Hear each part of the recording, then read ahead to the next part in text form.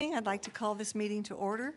You are at a general meeting of the Gilroy Unified School District Board of Education. We have several recognitions this evening, and we're happy to see that all of you came to this tonight. It's important for our students. So we are going to begin this evening's proceedings with the Pledge of Allegiance, and the Christopher High School National Merit Scholars and Principal Caroline Calero will lead this for us, I believe.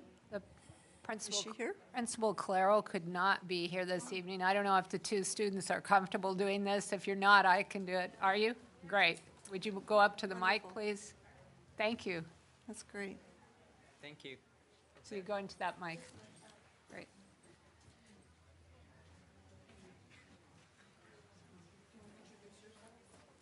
Yeah. Hi, I'm Rachel Kogan. Yo. Hello, I'm Jenny Kim. And should we just begin? Okay. If everyone would please stand for the Pledge of Allegiance.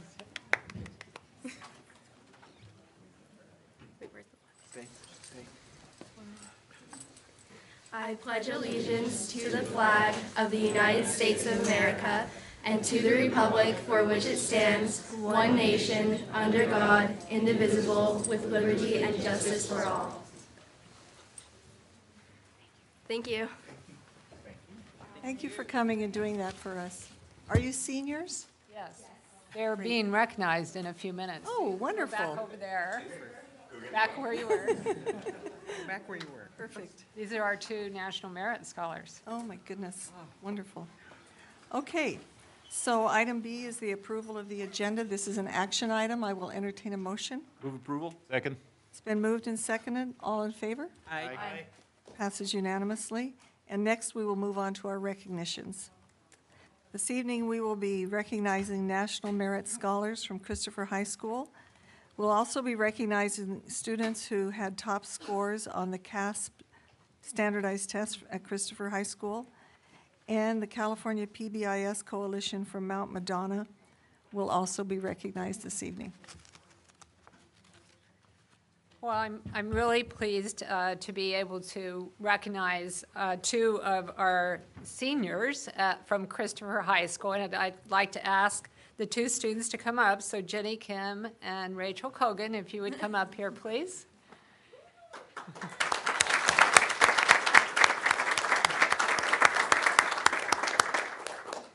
We're recognizing them for their accomplishments in the National Merit Scholarship Award Recognition Program, and you board members have heard about this before, but let me just tell the audience a few words.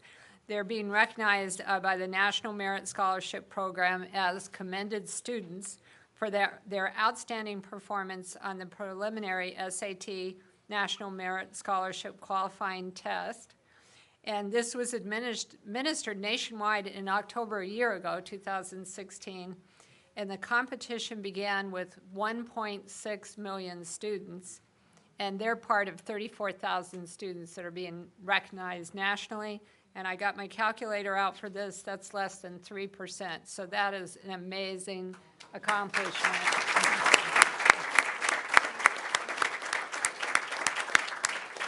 They're both exceptional students. You will see them at the graduation, I'm sure, up there in the front.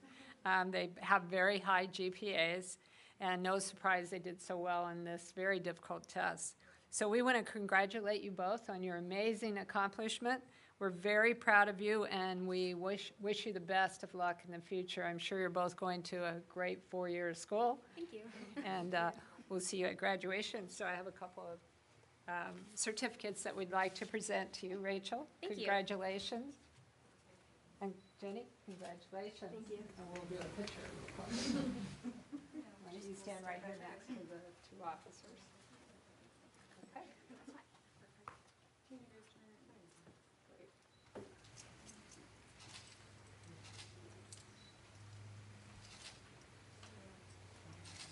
Great. Congratulations.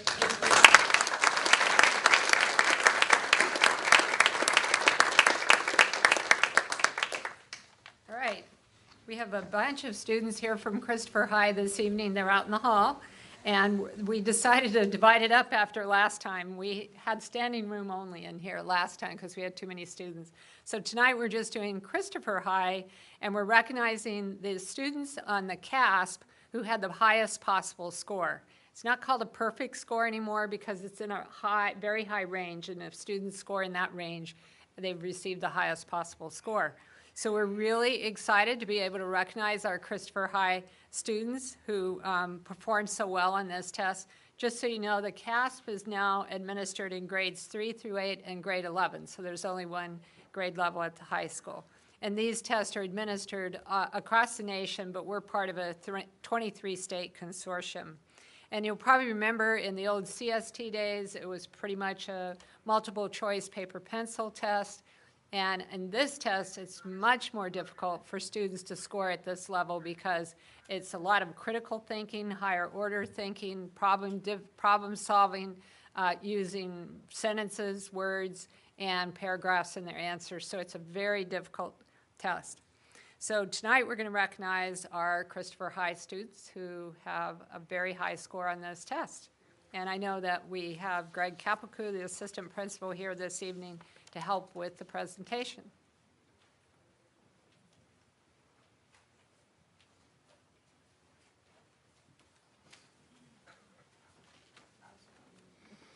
Former principals that help too. All right. Good evening, community members, Board of Education, Dr. Flores, everybody. It is my honor to present the high score in English and mathematics on the CASP. Some of these students did it as 8th graders at their respective middle schools, and then also the high school students did it last year as 11th graders at Christopher High School. Without further ado, we have from Brownell in mathematics, the high score is Brett Archer.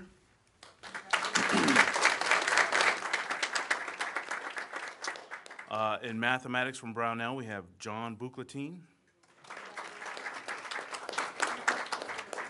Mathematics from Brownell, we have Ryan Catone. From Brownell in English, we have Justin Iwanaga. The next young man from Brownell got the highest score in both English and mathematics is Vance Koo.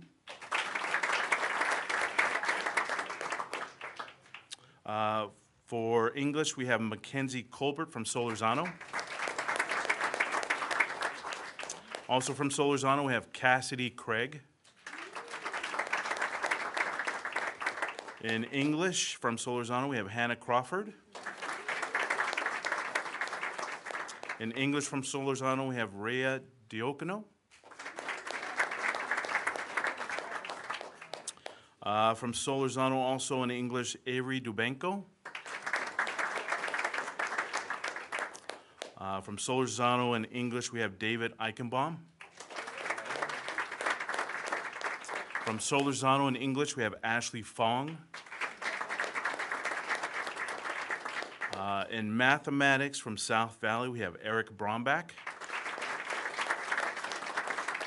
And also from South Valley, we have Everardo Solis. Not here tonight, we have Nikki Chen, who was in mathematics, Cher Choi in mathematics, Ethan Crawford in mathematics. In English, we have Michael Eichenbaum from Christopher High School. In English, we have Jenny Kim from Christopher High School. In English, we have Rachel Kogan from Christopher High School. In English from Christopher High School, Amanda No. In English from Christopher, we have Valeria Rojas. And our last recipient in English from Christopher High School, Tiffany Weberg. Congratulations to all our students.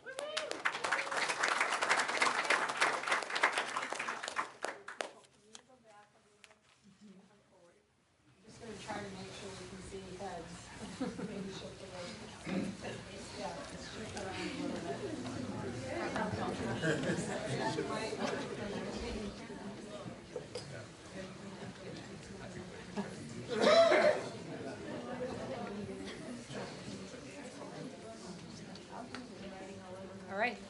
We'll just make it work. Oh, good. That's great.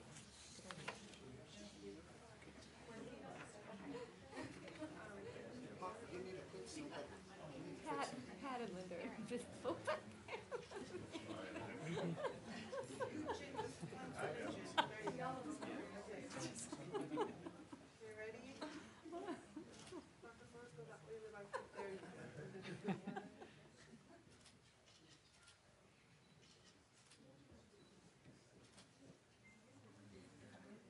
Great.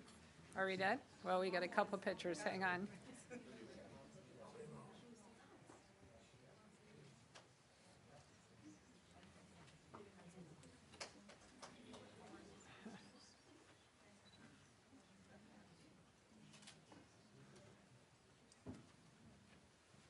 All right, thanks, everybody. And we know that parents and their families play a very big role in the students that perform at this high level, so we really appreciate all your support and involvement in your child's education. Thank you for coming.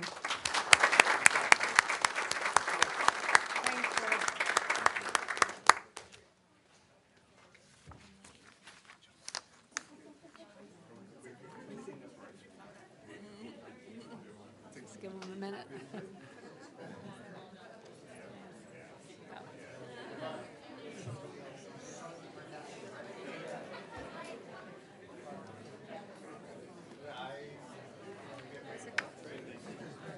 Hello, how you doing? Yeah, I got one more shot.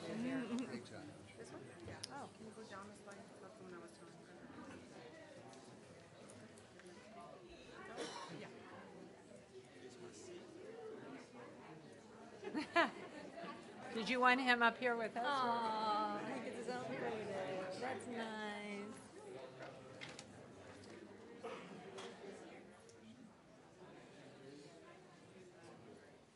Of course. You actually want a picture with me. Not a, those cost money.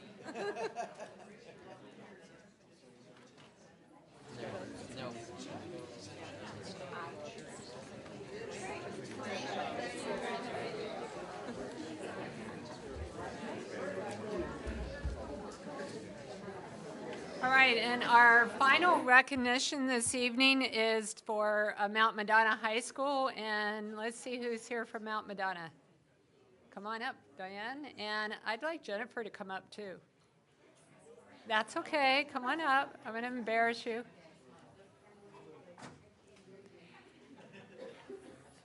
So we're recognizing Mount Madonna this evening for receiving a very important PBIS award. And just to remind everyone, PBIS started at Mount Madonna. That's why I'm having Jennifer come up here, and she's a little embarrassed about it, but that's okay. Because PBIS started at Mount Madonna under Jennifer's leadership, and I know Diane was very involved at the time. So I want to make sure we acknowledge the leadership over the time that you've been doing it, which is what, 6 years now? Yeah, and now we've rolled it out to what, 12 schools? You said that the other night to the parent group. So anyway, we're really excited to be able to recognize Mount Madonna. They're being recognized as receiving the 2017 California PBIS Coalition Award, this was presented to them in October at a conference. So the honor is at the Silver Recognition Award level, and it's for their Tier 1 interventions and supports. So Tier 1 refers to the first level of PBIS, and actually we had a really good presentation on this Monday night for the SPAC group, and I learned, every time I hear about it, I learn something. But it's the first tier of the tiers, and if Tier 1 doesn't operate with fidelity, then the rest of the program won't work. So Mount Madonna has been doing it with fidelity for a long time now, and that's why they're being recognized and received, or did already, they were recognized for this reward. So we're really pleased to be able to honor them at this board meeting. We're hoping that we'll be able to nominate other schools because we're doing such a good job in our district with PBIS, and it's making a huge difference across the whole district. For instance, in our suspension rates, our referrals, we're seeing some really good results. So I'd like to present you with this plaque, and I'll read it for the audience. Gilroy Unified School District Board of Education proudly recognizes Mount Madonna High School, recipient of the 2017 California PBIS Coalition Silver Implementation Award.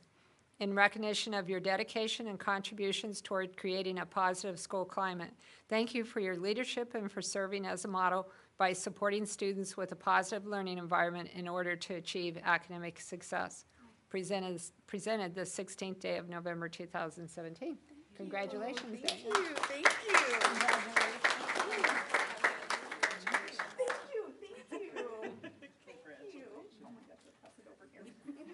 All right, so we'll take a picture real quick. Picture.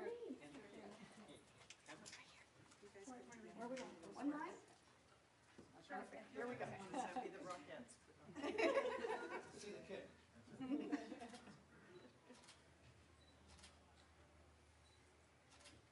Great. Thanks. Thank you. Thank you. That concludes the program.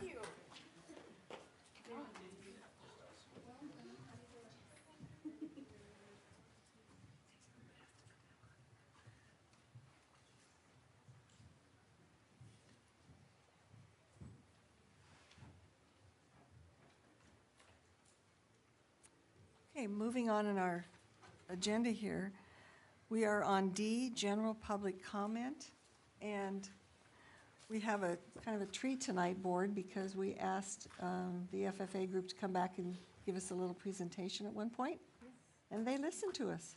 They came back. They came. So we have the Gilroy FFA, and we have one of the teachers at least. We have, Alita, you're here. Oh, they're both here. So Ms. Moore and Ms. Faria are here with students who are going to give us a little presentation about the National Convention.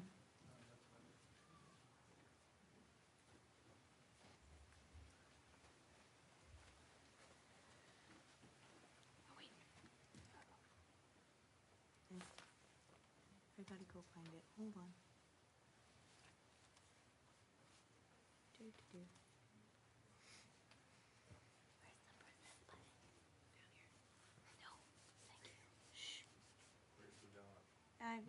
She's underneath the chair over there. Everyone always knows I usually have the dog with me. She's hiding over in the corner. Oh, not quite. Okay, take it away, guys. All right, so we attended the FFA National Convention. Can we ask you to speak in the mic? 'Cause Yeah. our Oh, yeah, meetings sorry. are recorded. Oh, yeah. Thank you. We attended the FFA National Convention in Indianapolis, Indiana, from October 25th to 29th.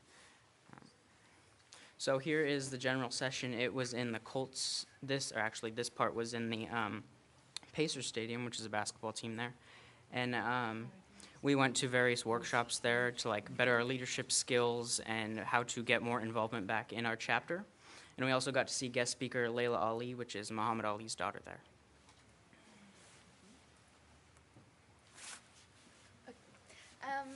The Expo at National Convention consisted on over 400 exhibits. Visiting these exhibits, we were able to see just how much FFA encompasses. We were able to visit booths and learn more about specific animals, different ag businesses, and about colleges and universities in the United States that have programs aligned to what we do in FFA. We look forward to future opportunities. In case you're wondering what I'm pointing at, this is a certification program that we are involved in. And so Gilroy High School is actually on that list of over 10,000 students that have been certified in various pieces. Ms. Free and I are really excited that we have students that are certified in the floral industry, in the veterinary science industry, as well as in leadership public speaking skills. So it was exciting to find our names on that board. Bragging rights.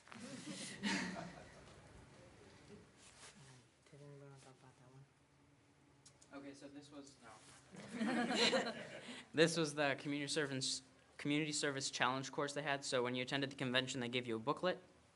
You could take this booklet to this area, complete the course, and then you got a cool T-shirt that they ran out of, so we didn't get. But it's okay. We still completed the course. So you had to. There was a bow and arrow there, and then you had to shoot it, and it gave you a pathway to go after that in the section. So you had to walk along some I think it was like hot lava. And then we had to go through those wires down there, try to get through it. And then here, that's me. I'm creating a plan, and my goal was to help farmers in case of like an electricity emergency or something, and just help them to see what they're going to do. And then we go to this table area over here, and everyone had to write a letter to the troops just thanking them for their service, which was really cool. And we turned those in, and then we got some cool stuff like a pen, a bag, and no shirt. That's okay. That's them. In case you didn't know. So besides the convention, we did all kinds of things. We went to the Louisville Slugger Factory. The Louisville Slugger Factory makes approximately 1.8 million bats a year. They're made out of ash and maple, which come from northeastern states, which is a huge ag commodity for those states. We also attended the Patton Museum at Fort Knox. Not only seeing it historical, George S. Patton was a great military leader, and leadership is a major part of the FFA. To quote General George S. Patton, "A leader is a man who can adapt principles to circumstances."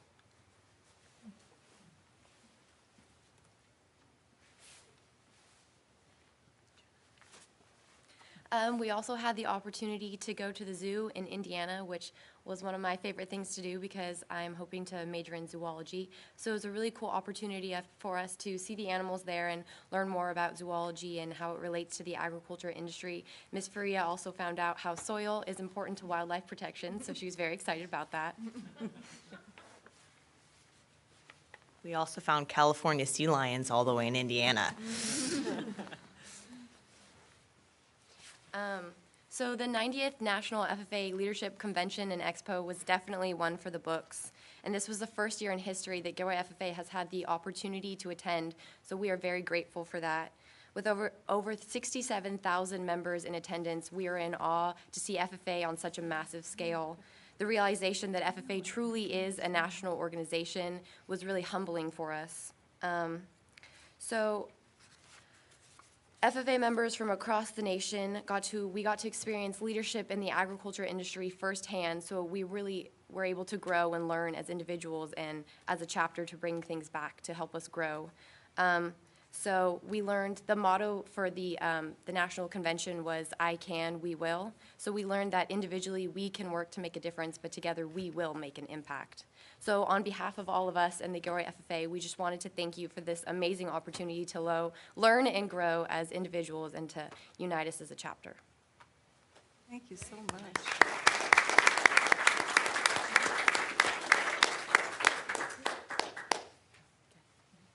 This was really special for us, too, because, we sit here in this meeting and in many meetings making decisions and hearing about programs, but it's not probably often enough that we hear from the students. So thank you for coming back and telling us about this experience. Add if I may, I'm sorry. Yes. I just wanted to let you know that I really associate both of your faces with really exceptional students and very, very beautiful presenters and actually really delicious beans. Thank you so much for the food from your fundraiser the other night. That was really lovely. Anytime. Thank you. We'll bring more in April. We'll be ready. Thank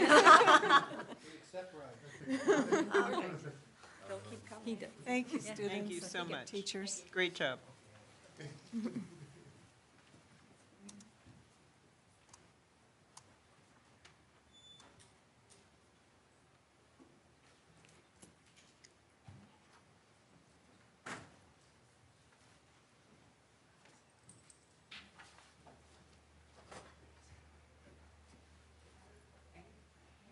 Thanks again. Thank you. Yeah, we see her. Here she is, in case you're wondering. 8 months. Hey. The next part of our agenda is report of action taken in closed session. And at this point, I will entertain a motion on Item 2018-04, which is the expulsion of a student. Move to expel. Second. It's been moved and seconded. All in favor? Aye. Opposed? Passes unanimously. Thank you.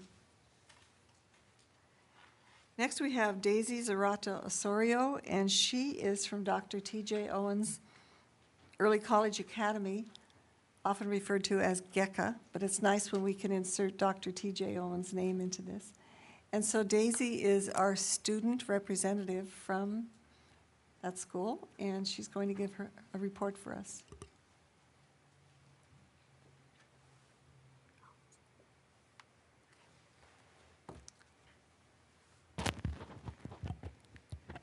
Good evening, ladies and gentlemen. I'm Daisy Zarate, board member from Dr. T.J. Owens Gilroy Early College Academy, and today I will be presenting on my school as well as Antonio Del Bono Elementary School.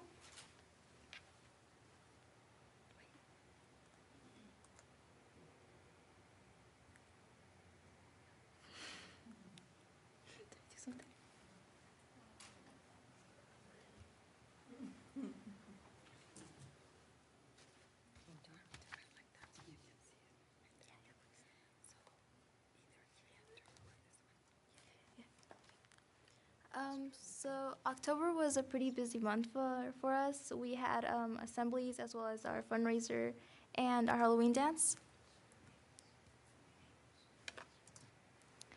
Our mental health awareness assembly was held on October 6th, and it was an assembly where we had awareness for mental health.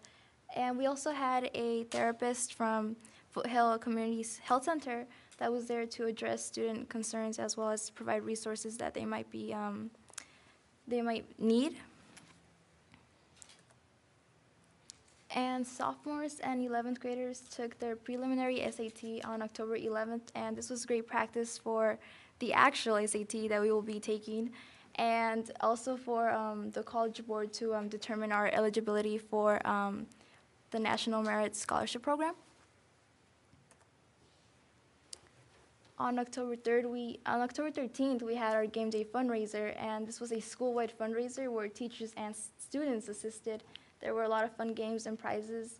The first picture to your left, you can see our teacher, our history teacher, APU's history teacher, Mr. Cherney, along with some students holding up some of their masterpieces that they created in their blindfolded art contest. And the other picture is from our giant Jenga, and I imagine that it was pretty fun because you could see the smile on the students' faces, so that was really nice. We also had our anti-bullying assembly 5 days later on October 18th, and this was created by ASB students where they presented what bullying was in the different forms that it comes in, and they also provided ways that the students could actually deal with bullying if they were ever in a situation that they knew someone who was being bullied or if they themselves were being bullied. And you guys see like those little phones with the flashlights on. It's not because the power went out. We were actually doing like a little activity where the students, the ASB students presented a statement such as, "I do not feel alone at GECA," and the students would raise up their phone flashlights if they felt like that correlated to them. And this was really an engaging way for the students to participate, as well as for them to realize that they're not alone in a lot of the feelings they might be experiencing, which I think is really important. On October 25th and October 26th, we had our middle school visits. I was actually part of this along with several of our ASB members, and we had the opportunity to go to Ascension Solorzano Middle School, Gilroy Prep, Brownell Middle School, and South Valley Middle School. It was my first time doing this, and I was pretty nervous, but it ended up being really fun, and I'm really excited to see our incoming freshmen. And on October 27th, we had our Halloween dance. It was Burton Bash, so basically anything Tim Burton. So Nightmare Before Christmas, Edward Scissorhands. And I didn't get to go, but my sister did, and she said it was really fun. So I'm really glad the students got to end October on such a positive note. And November was actually a pretty light and fun month. We had our Gavilan College Transfer Day as well as our Week of Kindness. On November 2nd, Gavilan College had their Transfer Day, which was where various universities came up to the Student Center and they presented information on what they were and what they could offer to the students. And it wasn't only just a good opportunity for the college students, it was also for seniors and the lower grades, because it allowed them to see what college classes, what universities they could apply to, as well as what programs they might be interested in going to. And Rock the Mock was on November 3rd at Gilroy High School. I attended, I know several of the board members attended, and it was really fun. I'm really glad I went.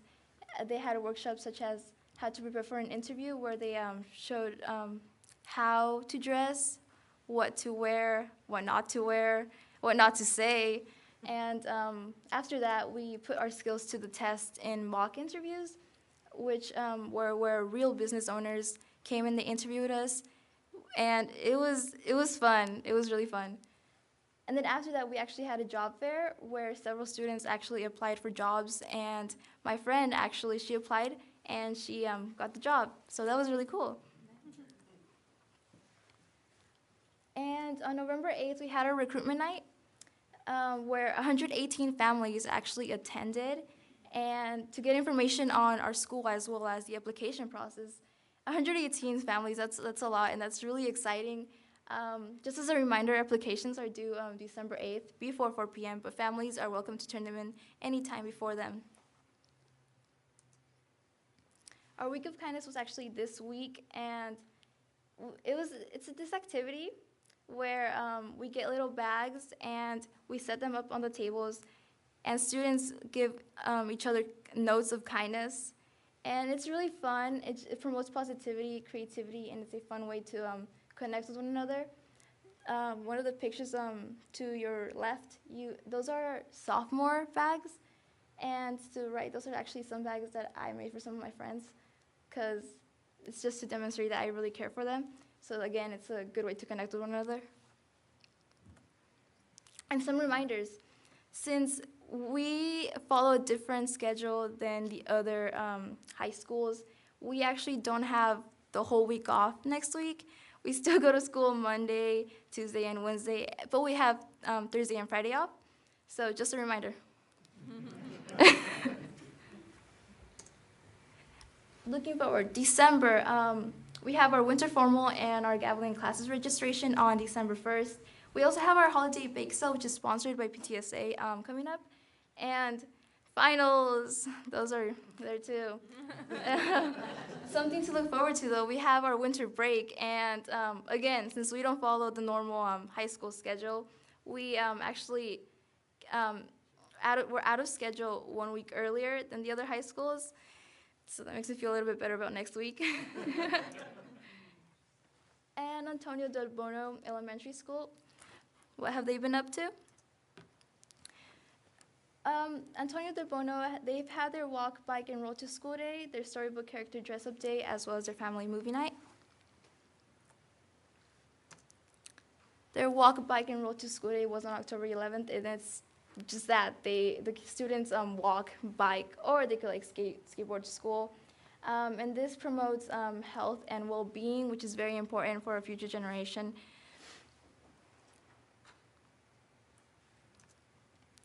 And they also had their storybook character dress-up day on October 18th, and students dressed up as characters from books, such as Fancy Nancy, what is this? Fancy Nancy, Nine-Time Ninja.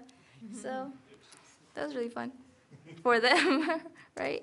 Okay, and they also had their family movie night where they showed the Book of Life, and parents and students came, and they just had, it was like a little family get-together thing too. Imagine it was really fun for them. It was on November 3rd. And finally, they had their Disney Day on November 17th.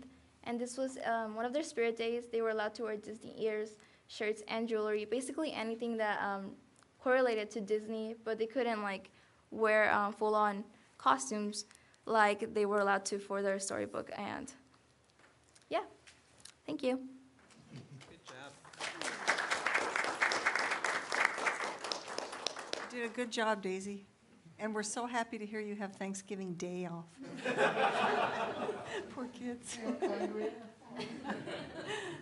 We'll think of you Monday, Tuesday, Wednesday. Okay, the next item on our agenda is our superintendent's report.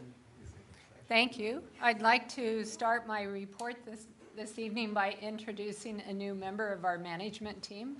So Edgar, do you mind standing? Edgar Castellanos is our new IT supervisor, and we're really happy to finally have him on board. We need the help, and actually I've been watching him a little bit since he and Maribel had to deal with my computer dying the last couple days, so that was great. But Edgar comes to us with over 20 years of IT experience, much of it in the military, the Air Force. Correct, yes. And also at Moscone Center on weekends. He's done a lot of work there. But he's had a lot of management experience and a number of areas of specialty that we think are really going to be a great addition to our team. I know Maribel is very excited. She's been working around the clock with, as you know, our infrastructure upgrades, and she needs the help. So Edgar, you couldn't have gotten here soon enough. We really could use it. So welcome to our team. And All right, I just thank wanted you. to make sure the board and the public got a chance to meet you. All right, thank you. Thanks. Appreciate it, thank you. Welcome. As you know, in the winter every year, we do our APS visits, our academic program survey. It's interesting, we still call it the APS because it doesn't look anything like the original instrument from the state of California. So over the years, we've modified the instrument tremendously, and in fact, more recently, sites have started modifying the instrument to reflect some of their own site goals. So we still have a lot of indicators that we believe indicate best practices are occurring in our sites, and it's a great instrument. So we started today at El Roble, and a team of us went out and spent time in every classroom, and then at the end we debrief with the principal. We don't use names. This isn't about individual teachers. This is about trends, what we see at a school. Do we see a lot of student engagement? Do we see a lot of technology? I mean, there's, you know, it's a 3-page, 4-page instrument. But it's to help us really give the principal feedback on what we're seeing at the site. And I think what really stood out today was the student engagement. It was very high. And I attribute a lot of that to SEAL, STEM, and the tech grant at El Roble. We saw some just great, especially in the upper grades, some really cool STEM activities that they've put together, I think, as a result of their training through the tech grant. So it was a very good visit. We talked for probably an hour with the principal, and that's one of the good things about this, where we get a chance to really sit and talk about what's happening in classrooms, which is a nice break for some of us. I had lots of meetings this month. I do every month. But our Run for Fitness has really expanded. We've gone from 5 or 6 members. I think we had like 12 there the other day. And Jonathan Bass joined us. That was great. We have a bunch of runners on the committee. I think that helps. But anyway, we are going out full force, and I want to acknowledge Don Christopher publicly for donating $5,000 to our Run for Fitness. So that will allow us to buy T-shirts for every participant and maybe a few other things besides that. So we're really excited about it. Last year, that was a big issue. Let's hope we don't run out of T-shirts like FFA did. Oh, I hope not. Well, our goal, by the way, seriously, is to have 1,200 to 1,500 students participate. So, that's a lot of kids.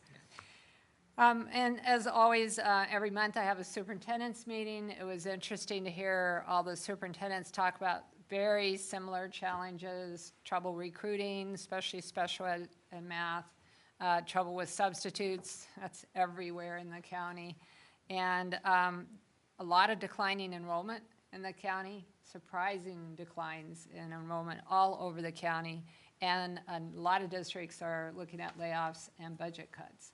So it's starting to feel like we're back in the recession years, and we really aren't, you know, economically in the recession, but we're starting to see indicators. I sent you an article about the number of districts that are qualified this year, which is qualified certification financially, which is not a good thing to have happen in a district. It means they're not able to financially meet their obligations. So we're seeing more districts fall into that category. Yesterday, I attended our SELPA meeting, and we're looking at some increases from the County Office of Ed for the students that we send to the county. So that was a big discussion topic, and we're going to come back to it in January. Now that we have some Mount Madonna staff here, I'd like to commend them for their recent WASC visit. So WASC is the group that high schools are accredited by. It's like the most important visit that occurs at a high school, because you definitely want their stamp of approval. And I think the visit went really well based on what was reported out by the visiting team on the last day. It sounds like, my guess is they're going to get a 6-year with probably a 3-year review, which is very common nowadays that they do that. So I could be wrong. That's just after sitting in lots of these over the years, it sounded pretty good what we heard, right, Diane? I see her shaking her head. And, you know, we just had Veterans Day, and we had a lot of really cool activities going on in the district, and I don't have time to tell you about all of them. There was a great activity at Rucker, and Roland Velasco, who was speaking on Veterans Day, asked me if I could identify some of those best practices. So I connected him with Christine Anderson, the principal, who connected him with a student who went and gave a speech the same day that he did, and it sounded like it went really well. But we also heard about a really cool activity that occurred at South Valley. Jeremy Dirks sent this to me, and we wanted you just to see some pictures. Jeremy Dirks is our new assistant principal there, and color guard from VFW Post 6309 spoke to a few classes about the importance of honoring our veterans and the significance of our flag. And then after the discussion, the color guard performed an official flag raising ceremony and participated in the Pledge of Allegiance with the ASB students leading it. So I thought that was a pretty cool activity too. But we had a whole bunch of activities going on all over the district. And it was, as was already mentioned, I'd already reported to you about the Christopher High Rock the Mock. This is the Gilroy High Rock the Mock, and it went really well. I would say this year was our best for Rock the Mock, but we had over 100 participants, and that is, of course, Gilroy High and GECA students who attended this Rock the Mock. We got really good feedback this year when we debriefed with the business folks at the end. And I think that feedback's going to lead to some really interesting new additions next year. But the big addition this year, was, as already mentioned, was the job fair. And as of the last time I asked, we had about 40 students that were offered jobs as a result of interviews that occurred either that day or within a few days afterwards. So that was a really good addition of adding. We had 8 major employers from Gilroy come right to Rock the Mock and do interviews right there on the spot. And this was after they practiced an interview, heard about Dress for Success and things like that. We have a lot of good stuff coming up. As everybody's mentioned, Thanksgiving's almost here. We're off next week except for GECA. And we do it. Tomorrow we have the Mount Madonna Thanksgiving Feast, which most of us attend every year. And it starts at 12:18, correct? So I'm hoping to see a number of you there. After Thanksgiving, the board and I attend on an annual basis the California School Boards Association Conference. So that Wednesday, November 30th through December 2nd, Saturday, we'll be attending a conference with about 5,000 other school board members and superintendents across the state in San Diego. And they have some great workshops. We have some choir concerts coming up. I'll let you read them. I'm not going to read these off to you, but we have a lot of As you know, December is our busiest month as far as concerts. So we have a lot coming up, so you can pick the ones that you'd like to attend. And that concludes my report. Thank you. Thank you very much, Superintendent Flores. We're moving on to item 6, which is the consent agenda, and I will entertain a motion to approve this. Move approval? It's been moved and seconded for the consent agenda. All in favor? Aye. Opposed? Passes unanimously. Moving on to item 7, we know this will be a shock to the facilities department, but this is our holiday present to you. We're moving them way up to the top of the agenda. It's a lot of items to discuss. We have 5 resolutions within this list. So I suggest we just go through all of this and then we'll vote at the end of this. Yes, thank you Okay. very much, Dr. Flores, President Midgard, and board members. I'm representing Alvaro and Julie tonight, neither of which could make it, so let's get started with the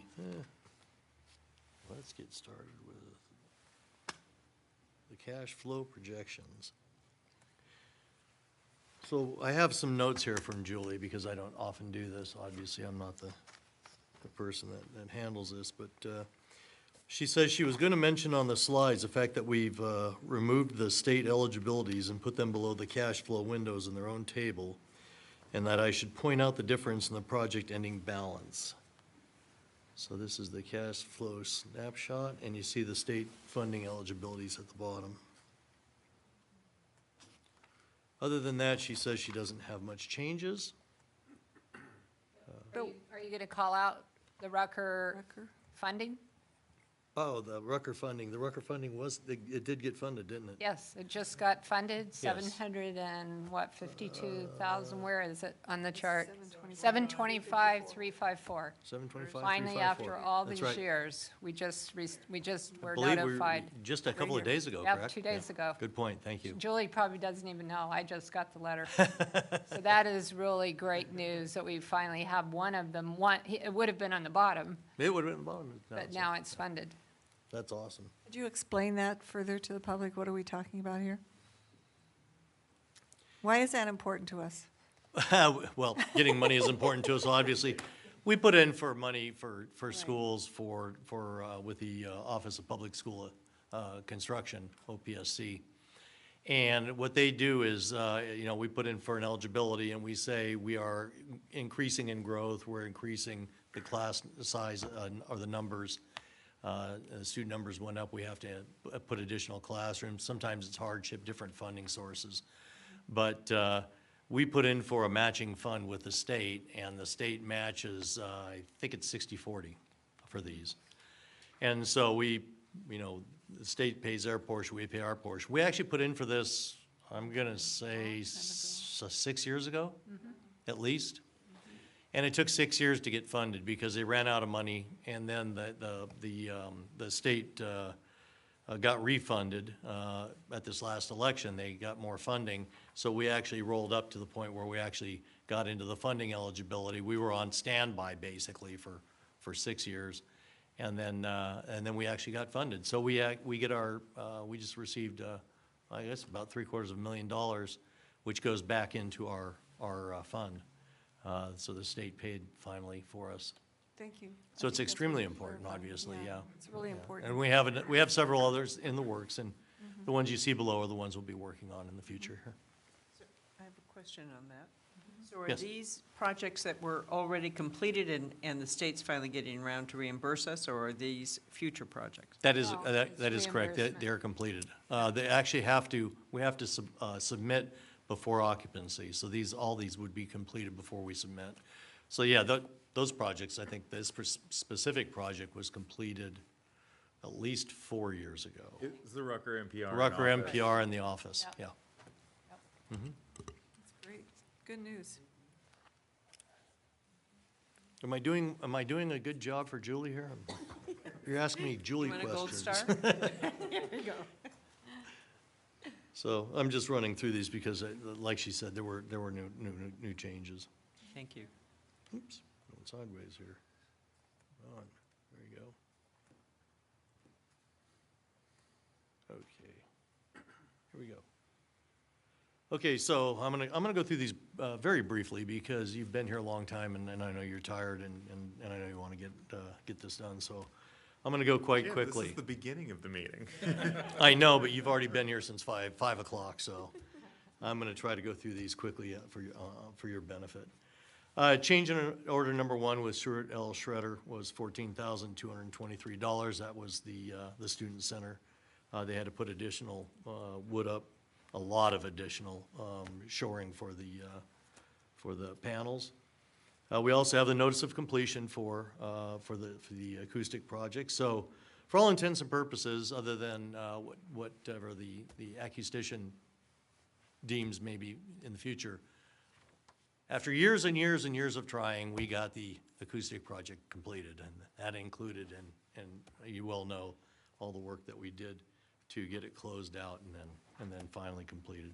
And it really made a difference during Rock the Mock. We decided to use the student center, and it worked really well. Oh, good. Yeah, you could hear each other. I mean, it's not perfect, but it made a big difference, And Jonathan thought it was very impressive when he did his choir, right? so.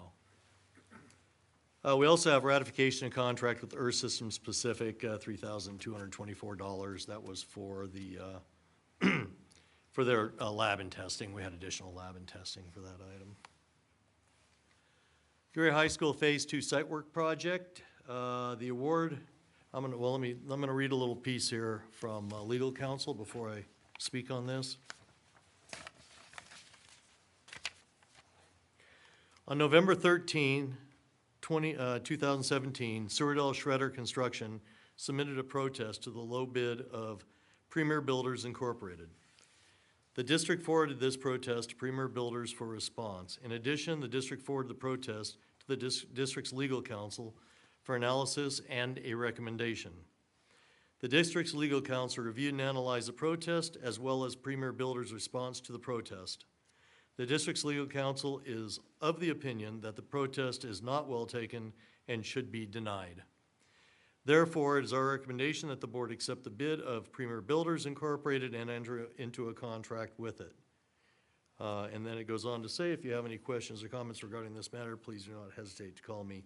Thank you, Al Raquel, our counsel. So having said that, we have Gilroy High School Phase 2 site work project. Award a bidding contract to Premier Builders Incorporated, and the ratification of contract increase with EF&S Concrete. That was part of the site work portion. And as part of the award of bidding contract, Premier Builders staff is also recommending the add alternate, which is the asphalt, the large asphalt area adjacent to it, which is currently in very, very bad shape. When we started, our architect estimated it at $1 million. I had one of our local contractors come in and bid it at $450,000, and I believe it came in at $270,000. So from $1 million to $270,000, I feel it's well worth taking advantage of that excellent price and doing that work. I'll make sure you thank him because he just does this over and over. He, does these jobs, does a great job, and as we all know, he went to Gilroy High, his kids went to Gilroy High, his heart's in this community, and it's great when he comes in with prices like this and makes a job possible that we didn't think we were going to be able to do. It's very true. Jim, Very can true. you say the award bid, the amount for Premier, because it's not on your screen? It's not on my screen. I don't know why, but it is. I'm sorry, yeah, it was on the screen too. I don't know where it went. We put it, I was there when we put it on. Sorry, it shouldn't take but a moment.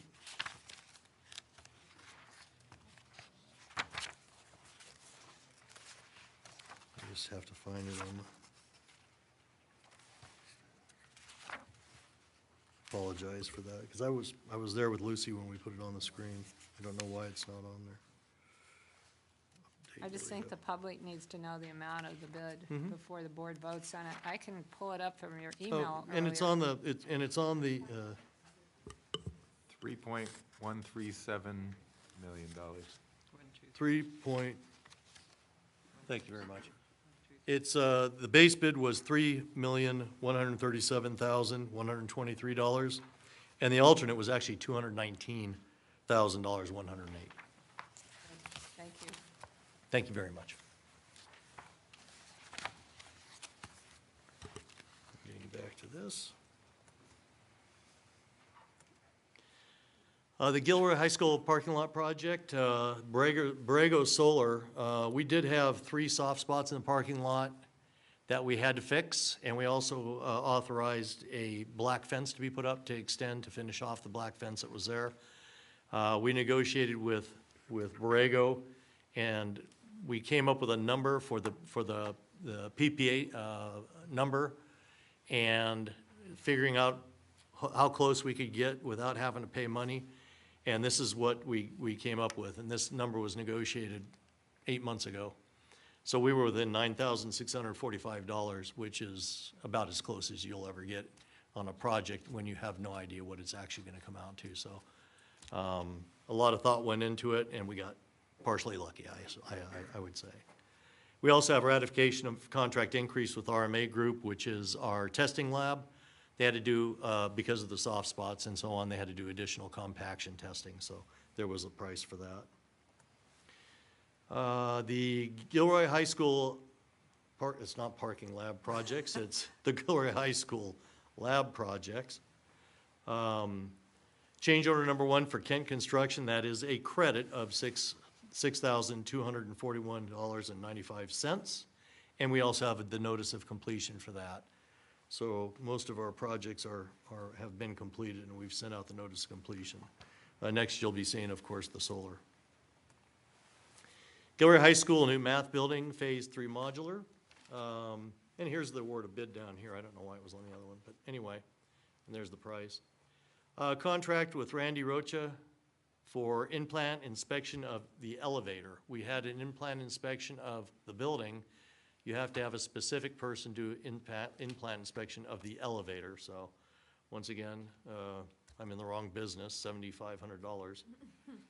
Award of bid and contract to Premier Builders Incorporated, $3,356,000. This is the total with the adult, $3,356,231. I knew it was on there. We just hadn't got to it yet. And then the new elementary school, ratification of contract with RJA Architects for $5,500. This is additional traffic survey work that they're doing, the off-site work, so we'll be able to give that to our design build team so they'll know exactly what their scope of work is so they can price it accordingly. One thing that I did want to note is I believe it says Measure E. It is not Measure E, it is Measure P. So if we can make that correction, I don't know if that's possible, but it is Measure P. I noticed that today.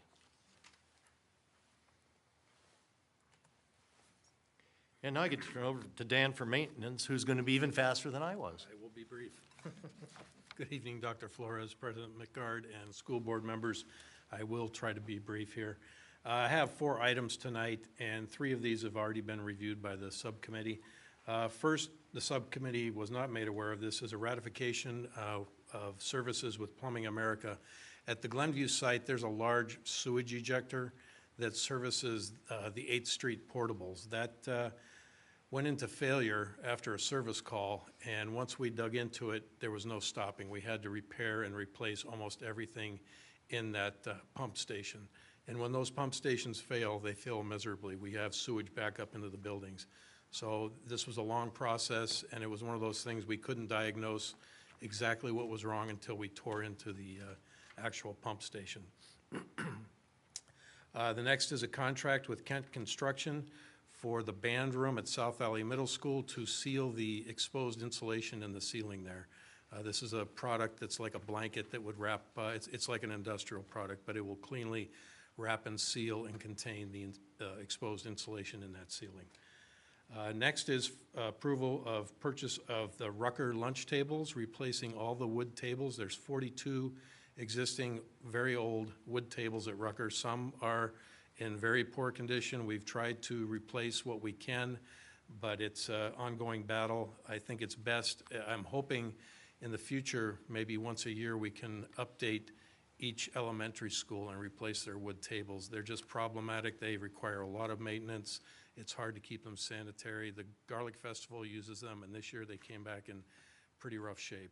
So the metal tables do hold up much better for us, and they're much more sanitary and easy to maintain. I just have to say thank you so much for making us aware. I mean, those were horrible. Well, those are the absolute worst of. Are they? There's a couple tables that look like that. The rest of them are in need of replacement or extreme repair, but there's a couple that are absolutely awful. They were painted and the paint just peeled right Yeah, off. I'm so glad for that school. That's gonna look so So we much still have a better. few elementaries that have, excuse me, wood tables, so I'm hoping as years go on, we can afford to upgrade to metal. The last is a contract with Solar and Shades to replace the theater stage curtain at South Valley Middle School. I think you can see in the pictures that are on the example there how bad the curtains are. They're actually unsafe to operate. They're very hard to operate. The tracks and the rollers and whatnot all have to be replaced also. And then I've got a brief update on some of our items that we've done. That's the new fence that you approved to go around the perimeter of the new school area. That went up very quickly, and we've got some no trespassing signs as per City of Gilroy Police Department, what they need to say and how they need to be presented to keep people out of there and to be able to enforce it. This is a picture of Gilroy High varsity baseball field starting to do some of the renovation. We got a huge boost in help from head coach Billy Holler, who was generous enough to volunteer his time and equipment and personnel to help us prep this field. It put us light years ahead of what we could have done on our own. We should have an extremely good product with his help and our crew working on this. This is a picture of a disinfecting machine we purchased recently that put us in very good view of the county health department. We had a concern at one of our schools recently of a possible norovirus outbreak, which it was not, but we had to treat it as such. And when we were visited by the health officials, they were very impressed that we had this piece of equipment and we were able to treat a suspected possible outbreak and contain it and treat it in such a fashion very quickly and very efficiently. So I'm very pleased we were able to get this. They took the literature and they were very impressed. I think they're going to show it to other school districts. And that's a picture of our custodial staff, almost all of them, before our last meeting. Any questions? Yes, actually, I do have a couple of questions. So, items 7I and 7J, the source of 7I? funding is the general budget, so. Which one? Is that, One is the approval of ratification of contract increase with RMA Group for additional testing okay, that's, for the Gilroy High School parking lot project. Yes, that is correct. And then the other one is the additional work performed on the Gilroy High School parking lot outside of the power purchase agreement with Borrego. That is correct. The reason for that is because it's under a PPA. The PPA returns money to the general fund. I So it thought has so. to. I think I just had to hear that one more time Okay. because everything else comes from E or P That is or correct. Wren This is the Avenue. only place that we've ever gone to the general Okay. fund because the PPA money is generated back into the general fund, so that's where it has to come from. Okay. I have one more question. Go ahead. Routine restricted maintenance. yes. So I had nothing else to do, right? So I was adding up, I was adding up the cost of all of these things that are under routine restricted maintenance, and it was, close to 100,000. So I have two questions. Tell me again, what's the source of that funding? Where does that money come from? Well, it originally comes from the general fund, but that we're allotted so much money every year in routine Right. restricted and deferred. But we try to spend our routine restricted before we tap into the deferred. Okay, and so is there still a lot of money left in there? 'Cause this is There's a only considerable amount. We have November. enough, and of course, we never move forward without consulting with Alvaro for Yeah. funding source. But we've been instructed to use our routine restricted before we tap into deferred. And we still have a very healthy deferred maintenance budget. Good, okay. It's just that there were quite a few items that were Yeah. under that, and I Although just Jim wondered. put a big hit on our deferred maintenance with the roof on the district office here. Okay, thank you. I'd like to also mention that Jim made sure that the maintenance got money from the bond that you voted on, and it was in the millions. So the hit on the roof, which is not leaking and a beautiful thing, is nothing in compared to how much money I gave him. Okay.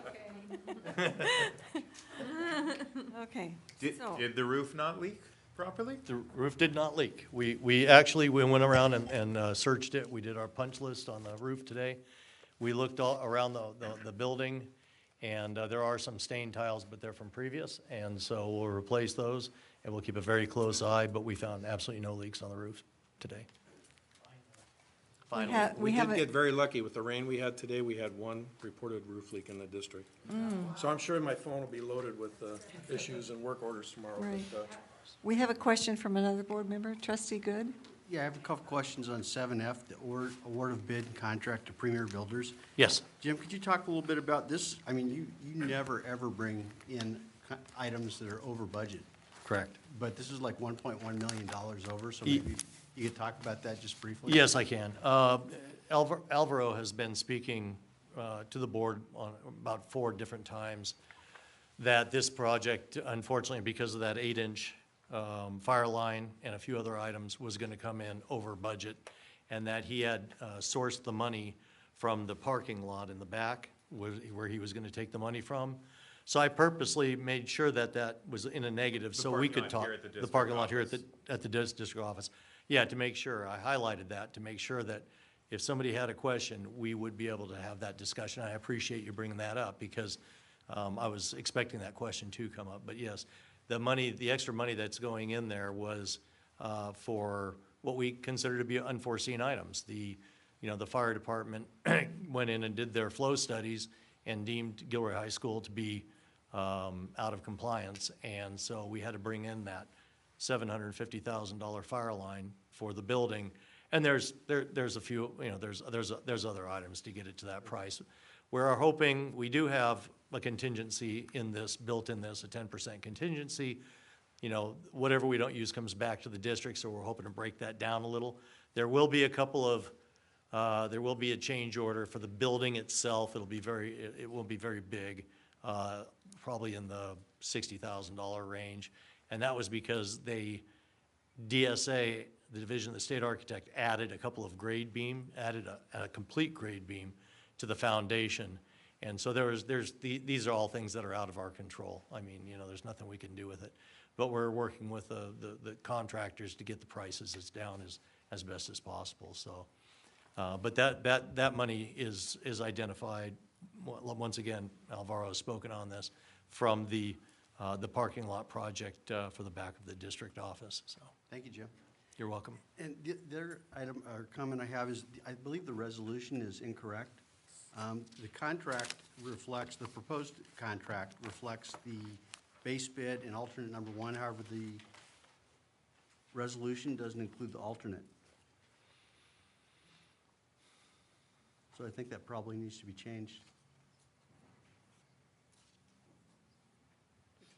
Are you talking about F? 7F, the resolution. The Just turn alternate? to the last 2 pages where the resolution is. And it says that we award the base bid to Premier in the amount of $3,137,123. That doesn't include the alternate. The contract, like I said, the contract reflects that, but the resolution does not. Yeah. Okay, see, we need to add that to the resolution, Correct. just like the language on the bottom of whatever page that is. It's at number 16, contract price in the contract, has both. So we need to put it in the resolution. Would you be willing to amend the resolution to include that? Yeah, that would be, in fact, if it's appropriate, if we can just act on this one item, and then we can talk about the others. President McCart?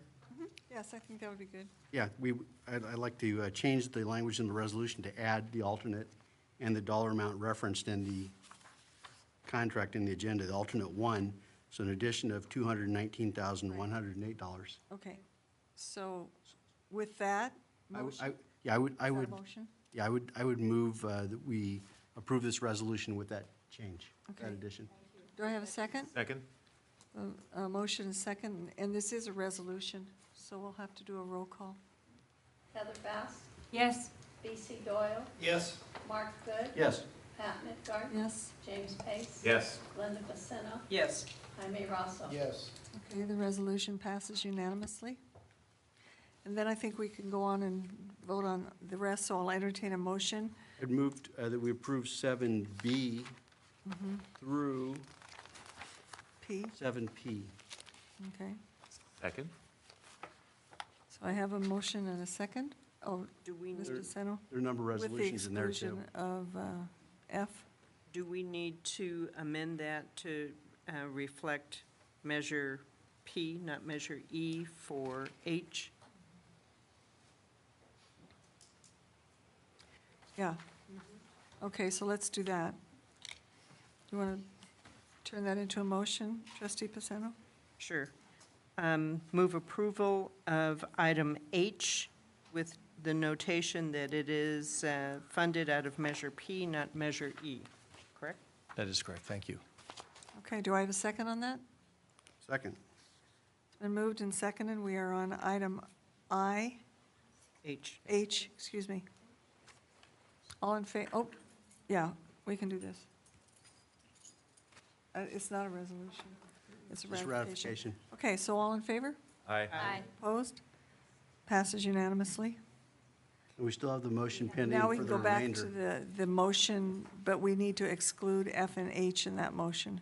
Right, so I would modify my motion to exclude those two that we've already voted on. Okay? And a second to that? Was there a second already? We need a second to the But you modification. have to second the Second. modification. Okay. So all in favor? No, I think we need to do roll call, because we got some resolutions in there. All right, we're finally going to get this done. Heather Bass, Yes. B.C. Doyle, Yes. Mark Good, Yes. Pat Midgard, Yes? James Pace. Yes. Linda Pacino, Yes. Jaime Rosso. Okay. Passes unanimously. Thank you. Thank you very much, and thank you for allowing us to go first. We really, really do appreciate that. Yeah, Thank you very much. about time. Merry Christmas. Happy Thanksgiving. Okay, we're going to move on to section 8. These are action information items. And item A is Gilroy Unified School District's initial proposal to Gilroy Federation of Para-Educators, AFT Local 1921, for the 2017-18 school year. And Kim Felice will be presenting. Maybe I'm just too far away from it. What does that mean? Oh. It's not me. Oh, Debbie. it's you. Do I have mine on? Okay. Okay, sorry, Kim. So Kim Felice will be presenting GUSD's initial proposal for the 2017-18 school year. Good evening. I'm asking the board to approve Gilroy Unified's initial proposal reopeners for contract negotiations for the 17-18 school year. The district would be opening on Article 8 salary, Article 9 health and welfare benefits, and Articles 19 through 31, which are all leave provisions, to make sure that, with the new regulations and laws that these articles in the leave section reflect the new laws and regulations. So I'm asking that the board approve this so that negotiation process can begin with the Gilroy Federation of Paraeducators. Okay, this is an action item. I will entertain a motion. Move approval? Been moved and seconded. All in favor? Aye. Opposed? Passes unanimously. Thank you very much. Thank you. Mhm. Next is item B, the Gilroy Teachers Association analysis of TOSA impact on teaching and learning. This is an information item. TOSA stands for Teacher on Special Assignment. Jonathan Bass, Christine Hart, and not Terry Graham will present findings from the TOSA Impact Survey. And board members, we had a new version on our desk when we came. So, escape out.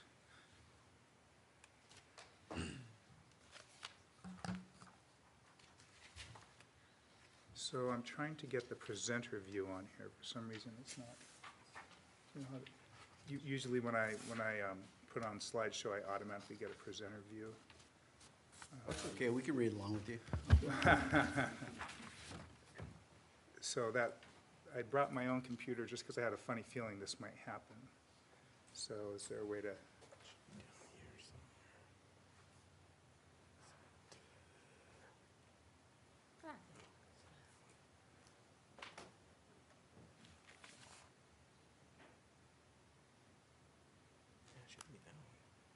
Yeah, well, if it's okay, I can just plug mine into the, yeah, that'd be great.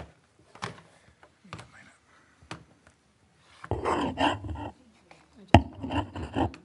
Here we go.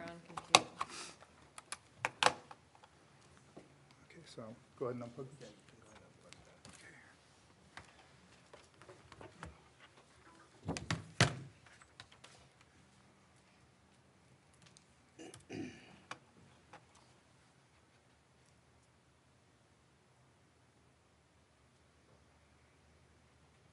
And there we are.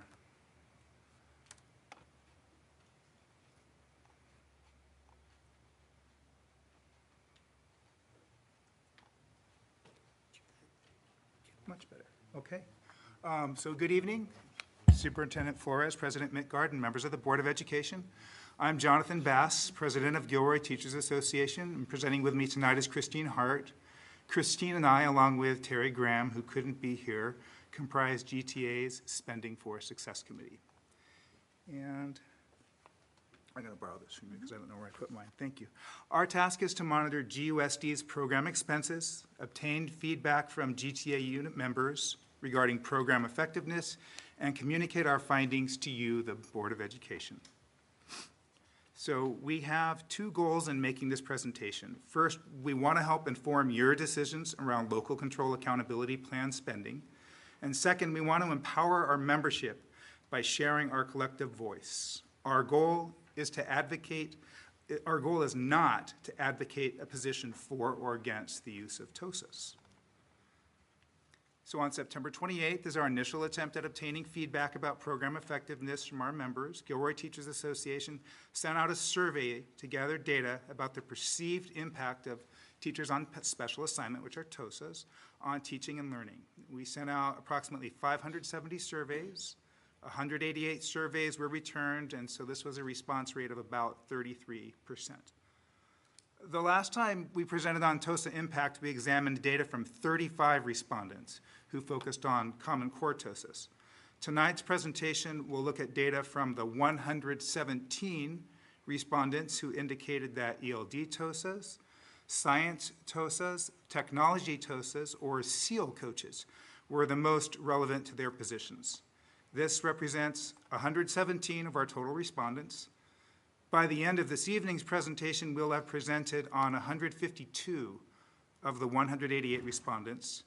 The 36 respondents focused on other types of TOSAs or who were TOSAs themselves will be represented in a future presentation. I'm wondering if I printed the wrong one here. I'm going to go ahead and let you start from here. Okay. Okay, the first survey question asked was how often TOSAs coached teachers one-on-one. And click here or click here? If you, yeah, just click on Okay. the mouse, yeah. Okay. Under ELD TOSAs, 38% of respondents received some level of one-on-one coaching, whether it was a few times or several times. Under science TOSAs, 32% of the respondents received some level of one-on-one coaching. Under technology TOSAs, 23% of respondents received some level of one-on-one coaching. Under SEAL coaches, 63% of respondents received some level of one-on-one coaching. 19%, 8%, 3%, and 42% of respondents reported have been coached one-on-one several times under ELD TOSAs, Science TOSAs, Technology TOSAs, and SEAL coaches respectively. Under Common Core TOSAs, which were presented last month but are not presented here, 14% of the respondents indicated that they had received one-on-one coaching several times.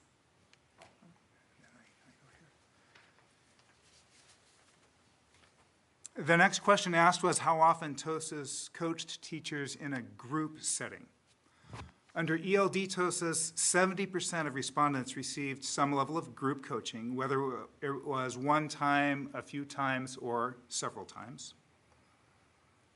Under Science TOSAs, 72% of respondents received some level of group coaching. Under Technology TOSAs, 59% of respondents received some level of group coaching.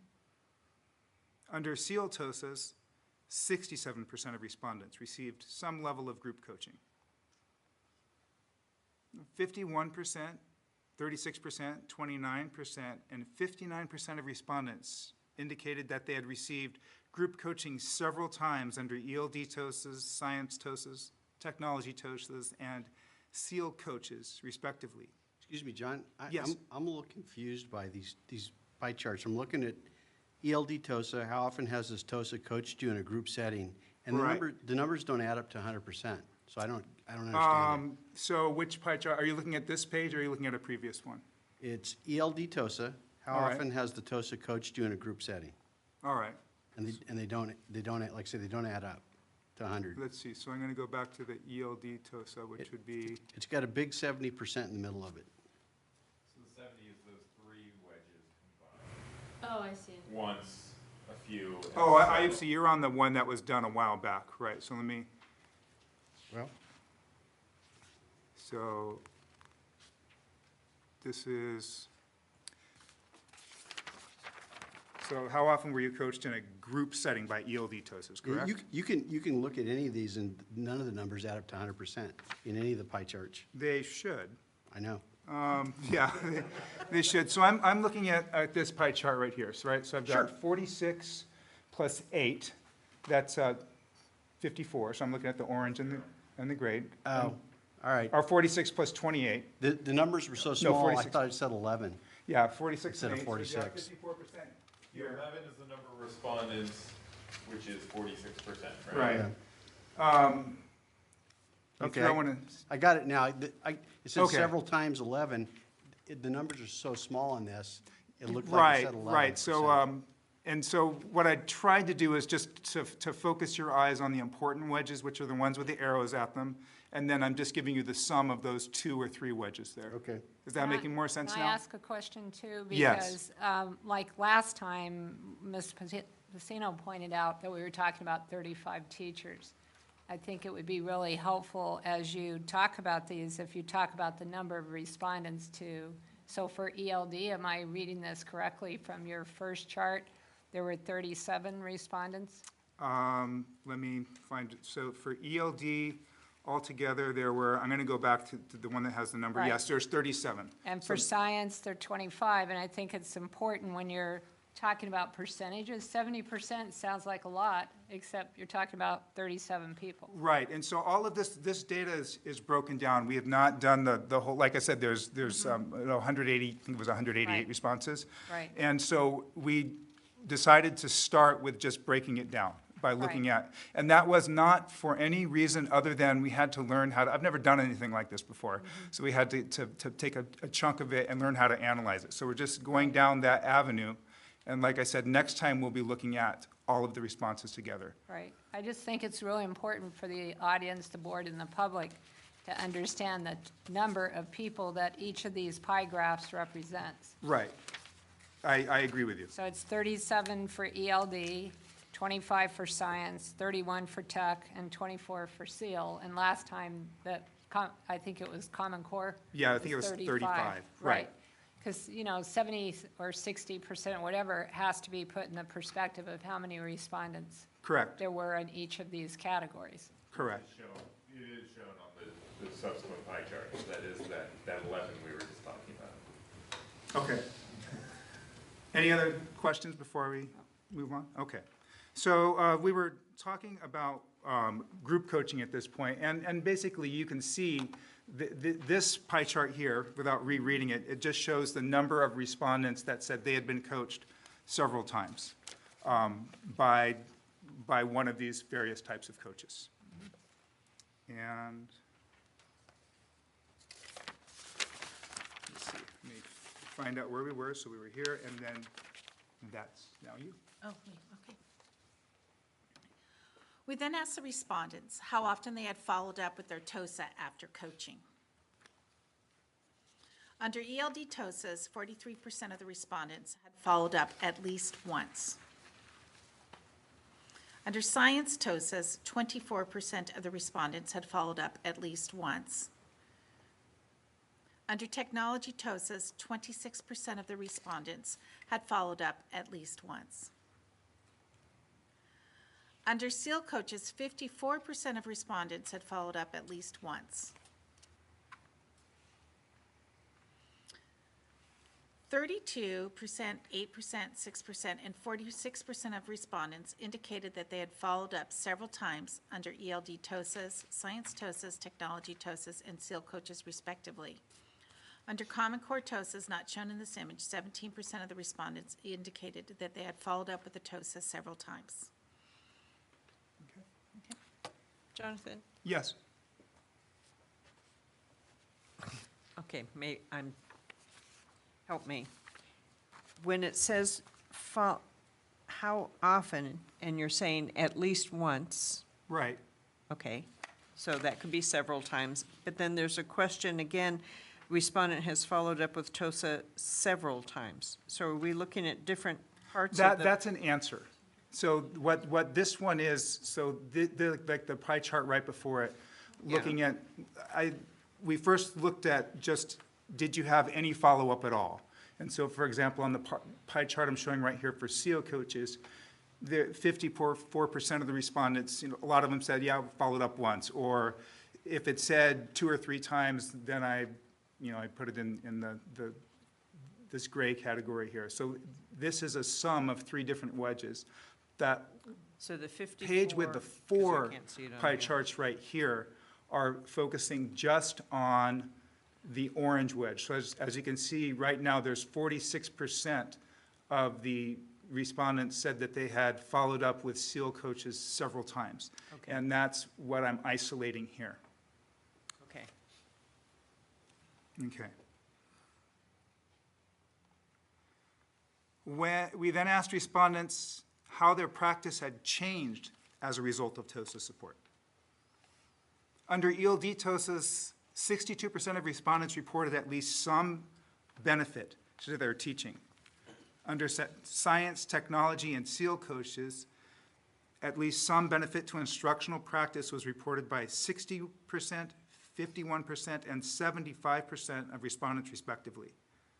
Under Common Core TOSAs, not represented in this image, 48% of respondents reported at least some benefit to their teaching practice.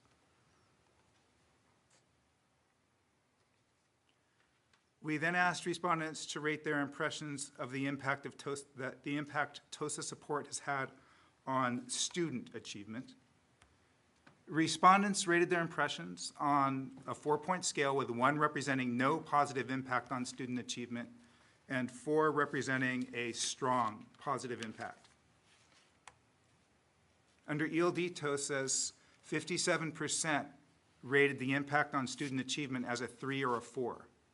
Under science, technology, and SEAL coaches, a rating of 3 or 4 was reported by 48%, 45%, and 63% of respondents respectively. And under Common Core TOSAs, again, not shown here, it was 37% that rated the impact on student achievement as a 3 or a 4.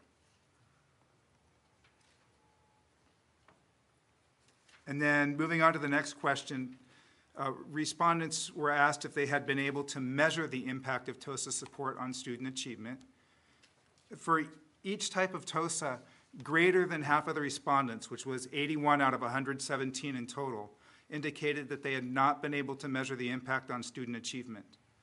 15 of the respondents replied with a yes, and the remaining 21 respondents said they were somewhat able to measure the impact on student achievement. Respondents were then asked what was their overall impression of TOSA impact at their school sites. Under ELD TOSAs, 57% of respondents had at least a somewhat positive overall impression, with 38% having a very positive impression. And again, this is of just overall impact of the TOSAs. Under science TOSAs, 64% of respondents had at least a somewhat positive overall impression, with 32% having a very positive impression. Under technology TOSAs, 23% of respondents had at least a somewhat positive impression, with 10% having a very positive impression. And under SEAL coaches, 92% of respondents had a very positive impression. Under Common Core TOSAs, not shown here, 48% of respondents had at least a somewhat positive impression, with 25% having a very positive impression. Okay, so we start the conclusions. Two types of TOSAs stood apart from the others when it came to coaching and follow-up. These were the ELD TOSAs and the SEAL TOSAs. The frequency of training under ELD TOSAs and SEAL coaches was higher than it was under technology, science, and Common Core TOSAs. The frequency of follow-up by respondents with ELD TOSAs and SEAL coaches was also higher than it was under other TOSAs. However, it is also worth noting that the follow-up rates under SEAL coaches, So you want to go back here. Okay, sorry. And then it's okay, and then click, and then just go ahead and read. I think it's Okay, so the follow-up rates under SEAL coaches were 1.4 times higher than the follow-up rates under ELD TOSAs. One hypothesis for this difference in coaching and follow-up frequency for ELD TOSAs and SEAL coaches is that their function may be more aligned with a specific district goal. The goal in this case would be the improved achievement of English language learners through the English language development strategies. Other TOSAs are more generally focused on implementing Common Core standards and increasing student achievement, but they are not targeting a subset of the student population that is of particular concern. For this reasons, teachers and principals may choose to utilize ELD TOSAs and SEAL coaches more often.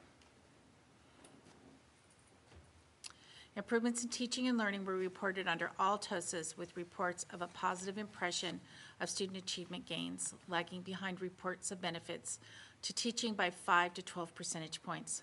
This is not surprising, as improvements in teaching will not automatically result in improved student achievement. SEAL coaches stood apart from the other groups of TOSAs with respect to teaching and learning, with reports of improved teaching practice 13 to 24 percentage points higher than under other TOSAs. Positive impressions of gains in student achievement were 6 to 18 percentage points higher than under other TOSAs. One hypothesis for this difference is that SEAL coaches have a more well-defined task than other TOSAs. They are guiding teachers to implement an already designed comprehensive model. They are not starting the process of program design from scratch. And then go ahead and click, yeah. Click there, okay. The impact of TOSAs on student achievement has not been measured by classroom teachers. Whether TOSA support has had a positive impact on student achievement is unknown. Measurement of TOSA impact on student achievement is an area of need.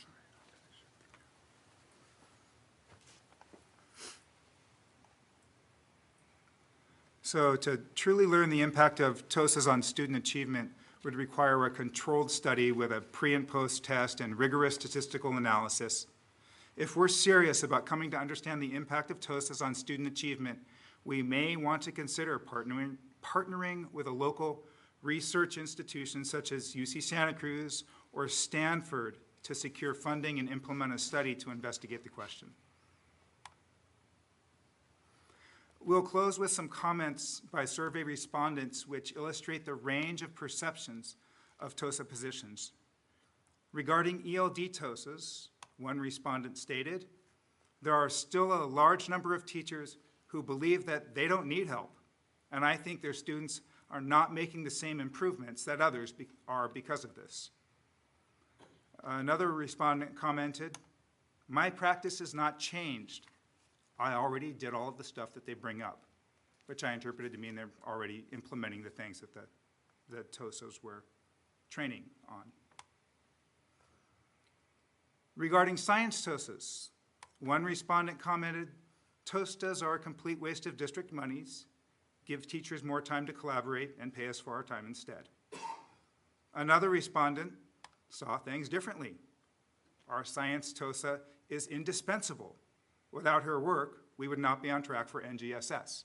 So those two slides are intended, basically I pulled the comments that were the extremes, because the comments were all over the place. So the takeaway from those last two slides is basically people have, there's a whole range of feelings from this is great to what a complete waste of time. So that's where we're at.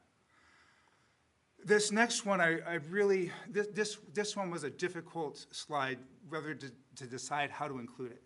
SEAL coaches, there were 24 comments.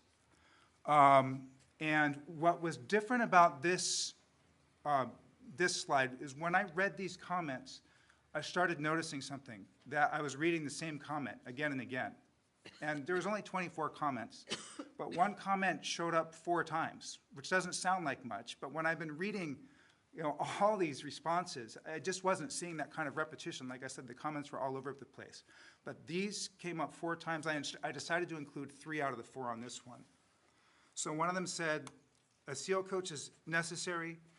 TOSA in other capacity is not a good use of our money." So I literally copied and pasted these comments off the spreadsheet. So the language is not my own here.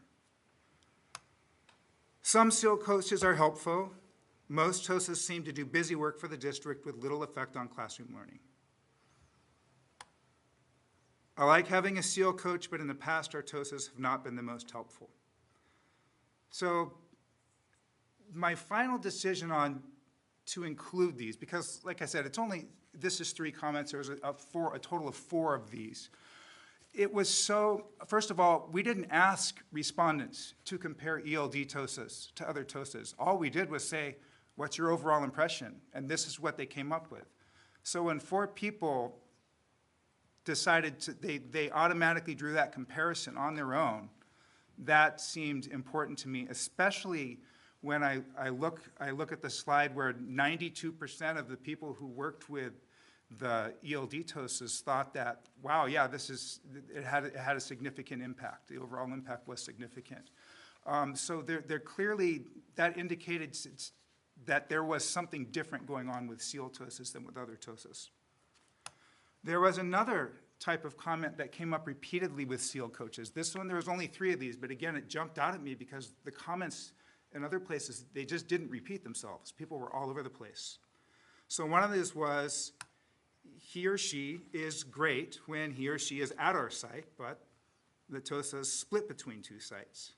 Every SEAL site could use a full-time SEAL coach to themselves. We wish the SEAL coach could be here every day." Another person said, "My concern is that the position is split between 2 sites, and the program is now twice as big."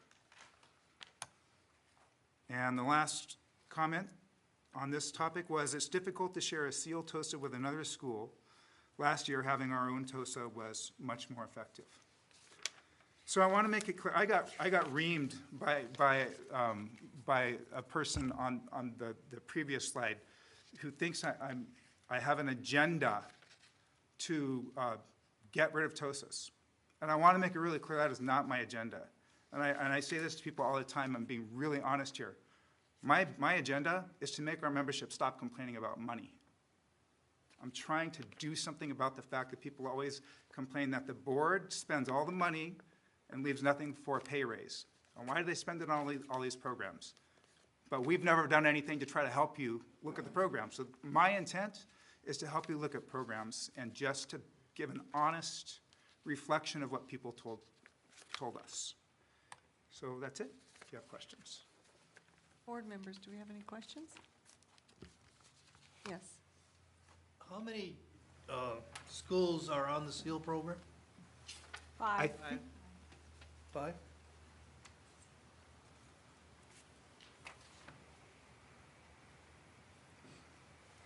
Other questions, comments? This is an information item, a part of a series that we're receiving from Jonathan and his committee. Well, thank you very much. Thank you.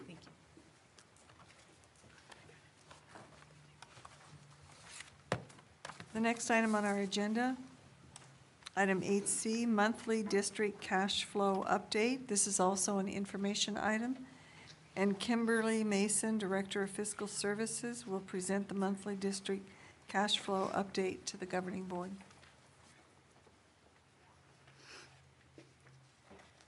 Good evening, Superintendent Dr. Flores, President Midgard, and board members. So I just wanted to bring you up to date on our current cash flow status. And this is regarding October revenue and expenditures. So the beginning cash balance for October is a little over 16.3 million. The revenue that we brought in is a little over 6.7 million. And then the expenditures that we had for that month was a little over 10.6 million. And the net decrease for that particular month is a little over 3.9 million. Prior transactions are a little over 2 million. And then our ending cash balance is 14.492 and 224. And without a tran, it would have been 7.697224. The total payroll for that month of October was a little over 8.3 million, and that's about 78% of the entire expenditures for that month.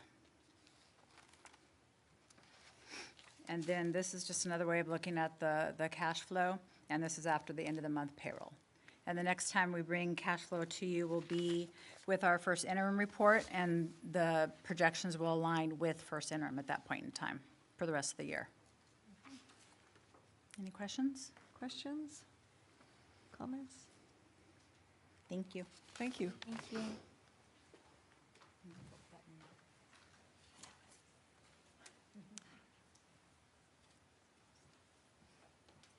Paul Winslow, our Assistant Superintendent for HR, will present the request for variable term waivers. We have both items D and E, and these are both action items.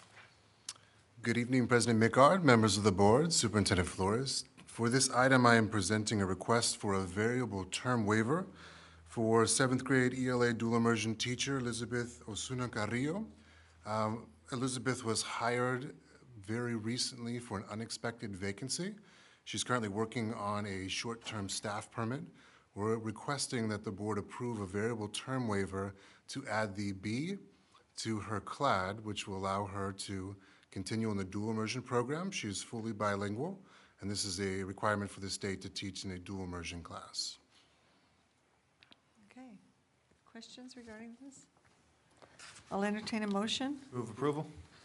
Second. Been moved and seconded. All in favor? Aye. Opposed? Passes unanimously.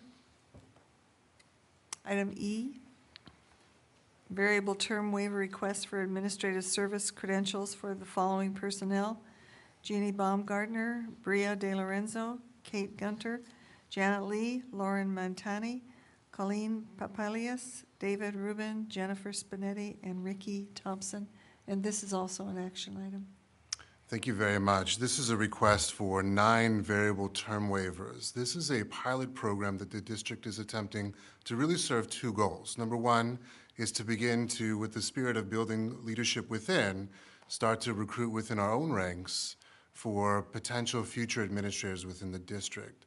The primary object or the objective of this request is to provide relief at the sites for the number of IEPs and 504s that administrators are required to attend. By receiving this variable term waiver, these 9 people will be able to essentially fill the ranks to help offset some of the demand that specifically elementary and middle school principals have to do to attend. Now, not only is this one step of that process, before any of these people work as administrative designees, they do receive training from the district office. And these IEPs that they will be attending will be routine IEPs and those that are not expecting to incur any type of cost. So we're making this request that the board do approve these 9 variable term waivers. And one other thing, I apologize. All of these candidates are currently enrolled in the LEAP program, which is the county's administrative credential program. It's a year program, so they're currently receiving administrative training as well. And that's actually one of the requirements to go for this type of waiver. They have to be currently enrolled in a program and be receiving specific training for administration as well. Okay, I believe Trustee Good has a question.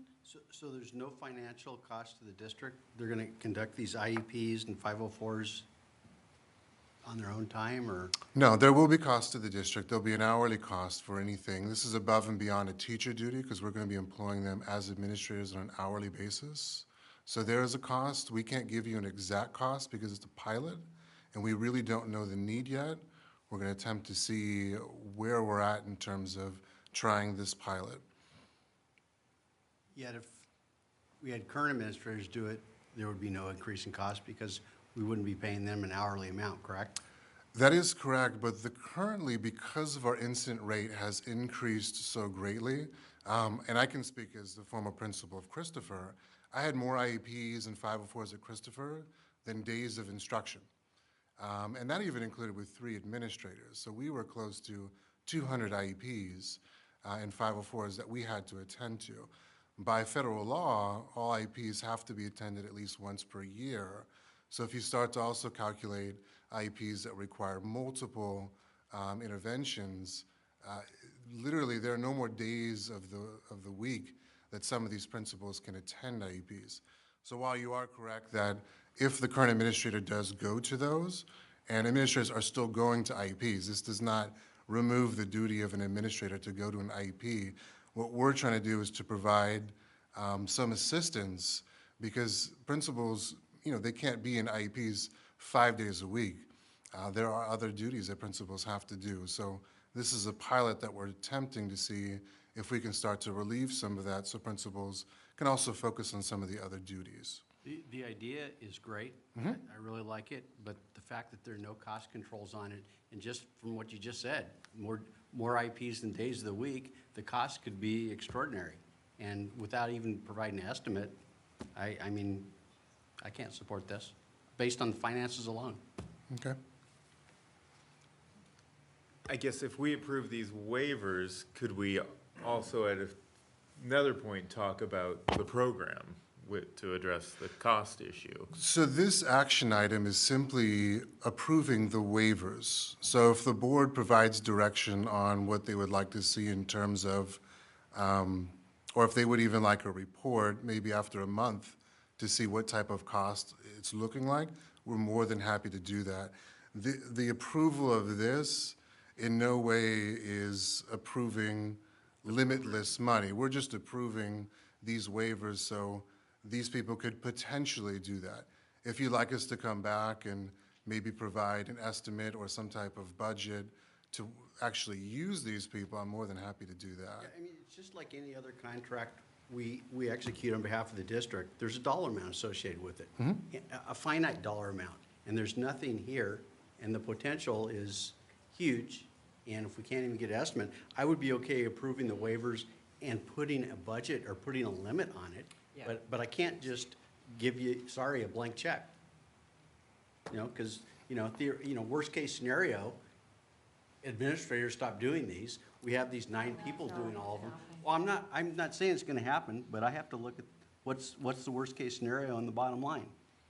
And without any controls on it, Right, well, I can't support it. we can come back with a number, but Paul and myself are trying to be responsive to principals, talking about how they are spending an inordinate amount of time going to IEPs and 504s and ignoring other duties. That's where this came from. This came from the principals who are saying every day, I'm in a couple of IEP meetings every day, and I can't even cover all the IEPs at my site. And if we have a budget that's within our budget and ability to do so and make sense with all the other monies we're spending, fantastic. But just approving it without any controls on how much money's being spent, that'd be a breach of our fiduciary duty as a board. Okay, we'll come back with a dollar amount for the pilot. and what I would- Unfortunately, if we don't do the waivers now, it'll be January something. Correct. I don't have a problem approving the waivers and with that approval saying that, however, none of these people will act until a proposal was brought back to the board. If that's going to be a hangup. Rather than saying zero, can we authorize Just a minute, Trustee something Rosso to first. start to try it? Trustee Rosso, go ahead. Yeah, I'm for, I think that this is a creative approach to supporting the need.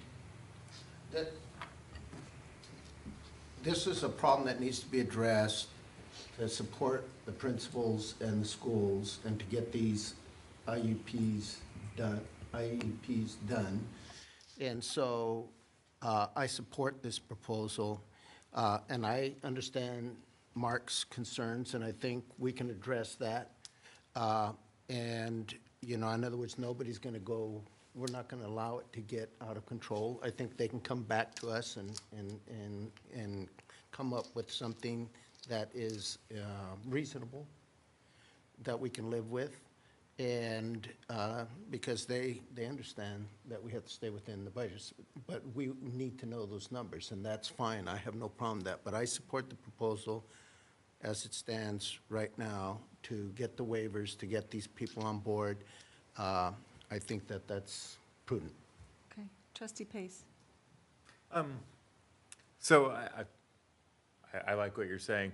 Could we give them some authorization today so they could try it out? Like, so we don't, waste a month or two, here's, I don't know, $1,000 is enough to do something? No, okay. No.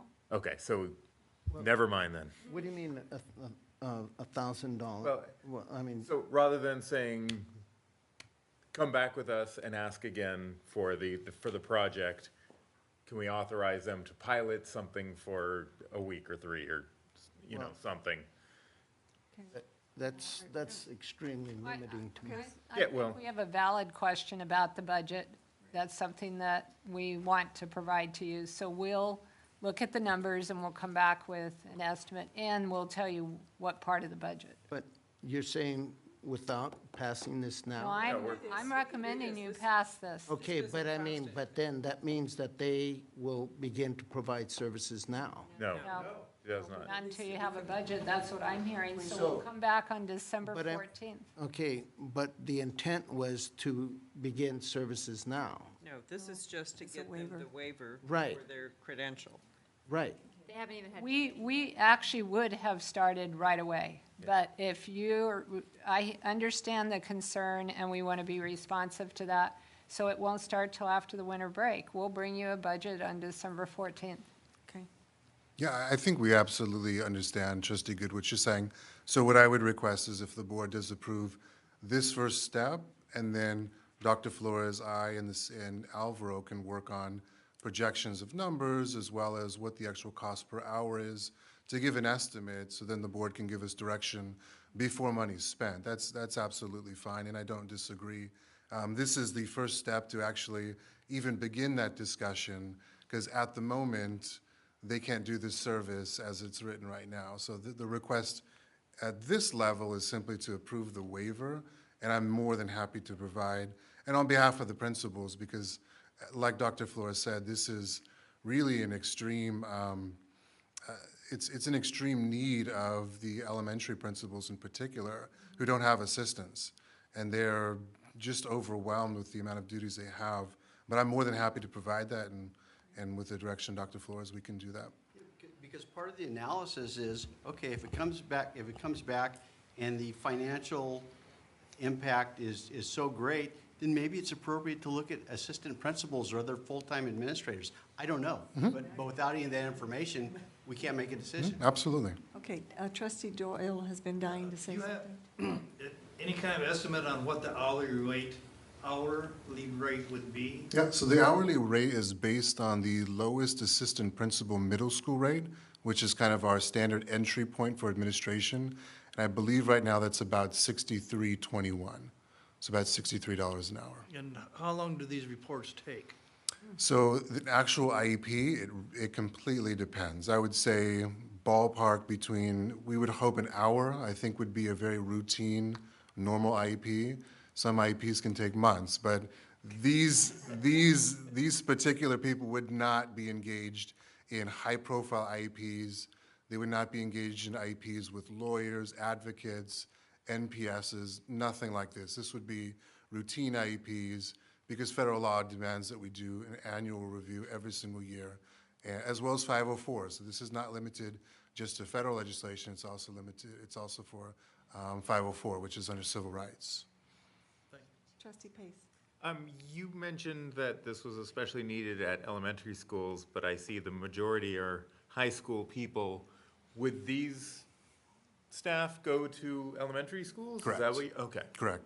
The idea is we're going to create a pool, and that pool will be able to be tapped into, so they would be able to go back and forth. And some of these high school teachers have actually done elementary, in particular Ricky Thompson.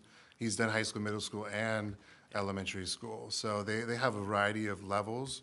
And then again, none of these people would serve the district in this capacity until they receive training from the district office on their role. Thank you.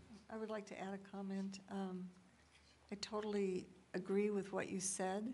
At the elementary, the principal is the only game in town. So whatever happens after school, he or she is the one. And IEPs can take an inordinate amount of time from everything else that that principal is doing. So thank you for bringing this to our attention.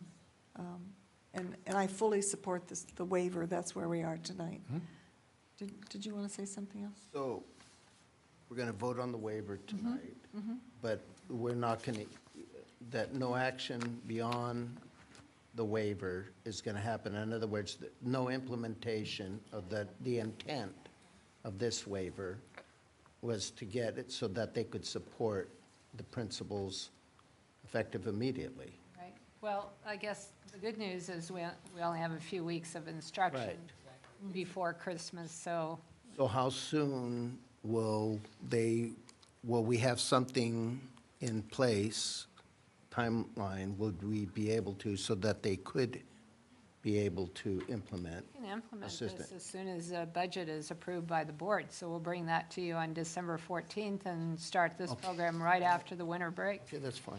Could the district Okay. training begin, or is that also a Good, budget as item? long as they understand that they don't necessarily have a job yet. Right. But sure, they could do the training. But then Well, Knowledge is Because they get Trustee Pacino? get paid. just to, it may be a moot point, and maybe Anna needs to answer this, but don't we still have to give 10 days' notice prior to an IEP? Oh, we've scheduled those more than 10 days in advance. So we have some already, Well, we have plenty of IPs that are scheduled already. okay. Yeah. Yeah, I mean, if you just did the math, we have, nearly 12,000 students if we're at a 12% incident rate. I mean, Right. and then you just divide that by month. I mean, that's a significant number. So at any moment, there's an IEP in this district, probably 5 or 6 happening at any moment. So I think they're ready to go. But again, if the board's direction is to provide some fiscal analysis, more than happy to do that. This would at least let us start the path, and then we can provide that. And then once you give us the go-ahead with what you feel comfortable based on that analysis, then we're going to pump them in immediately. Do we have any other questions about this item? Then I'll entertain a motion. Move for approval. Second. It's been moved and seconded. All in favor? Aye. Opposed? Passes unanimously. Thank you. The next item on the agenda is also Assistant Superintendent Paul Winslow. He's going to be presenting information on certificated teacher recruitment for the 2018-19 school year. Thank you, Board. First, I want to invite Ms. Patricia Jolly, or Patty Jolly, up to the stage. I am very, very lucky to be able to work with Patty Jolly in terms of recruitment. She was my mentor, and now she's my colleague, and we absolutely love working with each other. So we are both here for this presentation really to answer questions in terms of the recruitment plan. And this is an initial look into the recruitment plan. HR, ironically, is always working a year in advance. You guys are just getting the results of the second quarter and first quarter scores, and we're already thinking about 2018 and 19. So we wanted to provide you a little bit of information on the district's plan to recruit teachers for the 2018-19 year. And then at the end, Patty and I are both here. Patty has worked with the district for the last 2 years as the recruiter for the district as an administrator or retired administrator coming back to help us. And you'll see some of the fruits of her labor in some of the slides. So before I wanted to get into GUSD particular data, I wanted to really provide you some context in terms of where we're walking into in the current labor market. A lot of the conversations at the board recently have been about context, market dynamics, and I think it's appropriate for recruiting as well. The state is not different than the nation in terms of what's going on with the labor force for teachers. There's overall a teacher shortage, and I'm sure you hear that a lot in the news and you see it in the newspaper. We wanted to provide you with some actual data so you can see what's going on in terms of the overall market. The data that we're presenting tonight is coming from the actual Commission for Teacher Credentialing, as well as there's a great, out of Stanford, the Learning Policy Institute, which does a lot of analysis on the pipeline of teachers in California and what's going on. So the state has actually been increasing the need for teachers since 2011 and 2012.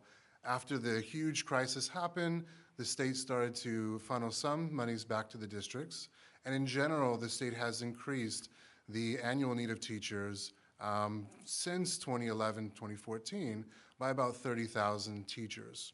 So the teaching force in California is not only large, but it's growing, and really because of class size reduction is starting to slowly roll back. The state has really put more funds towards CTE, so there's more programs from the state coming in.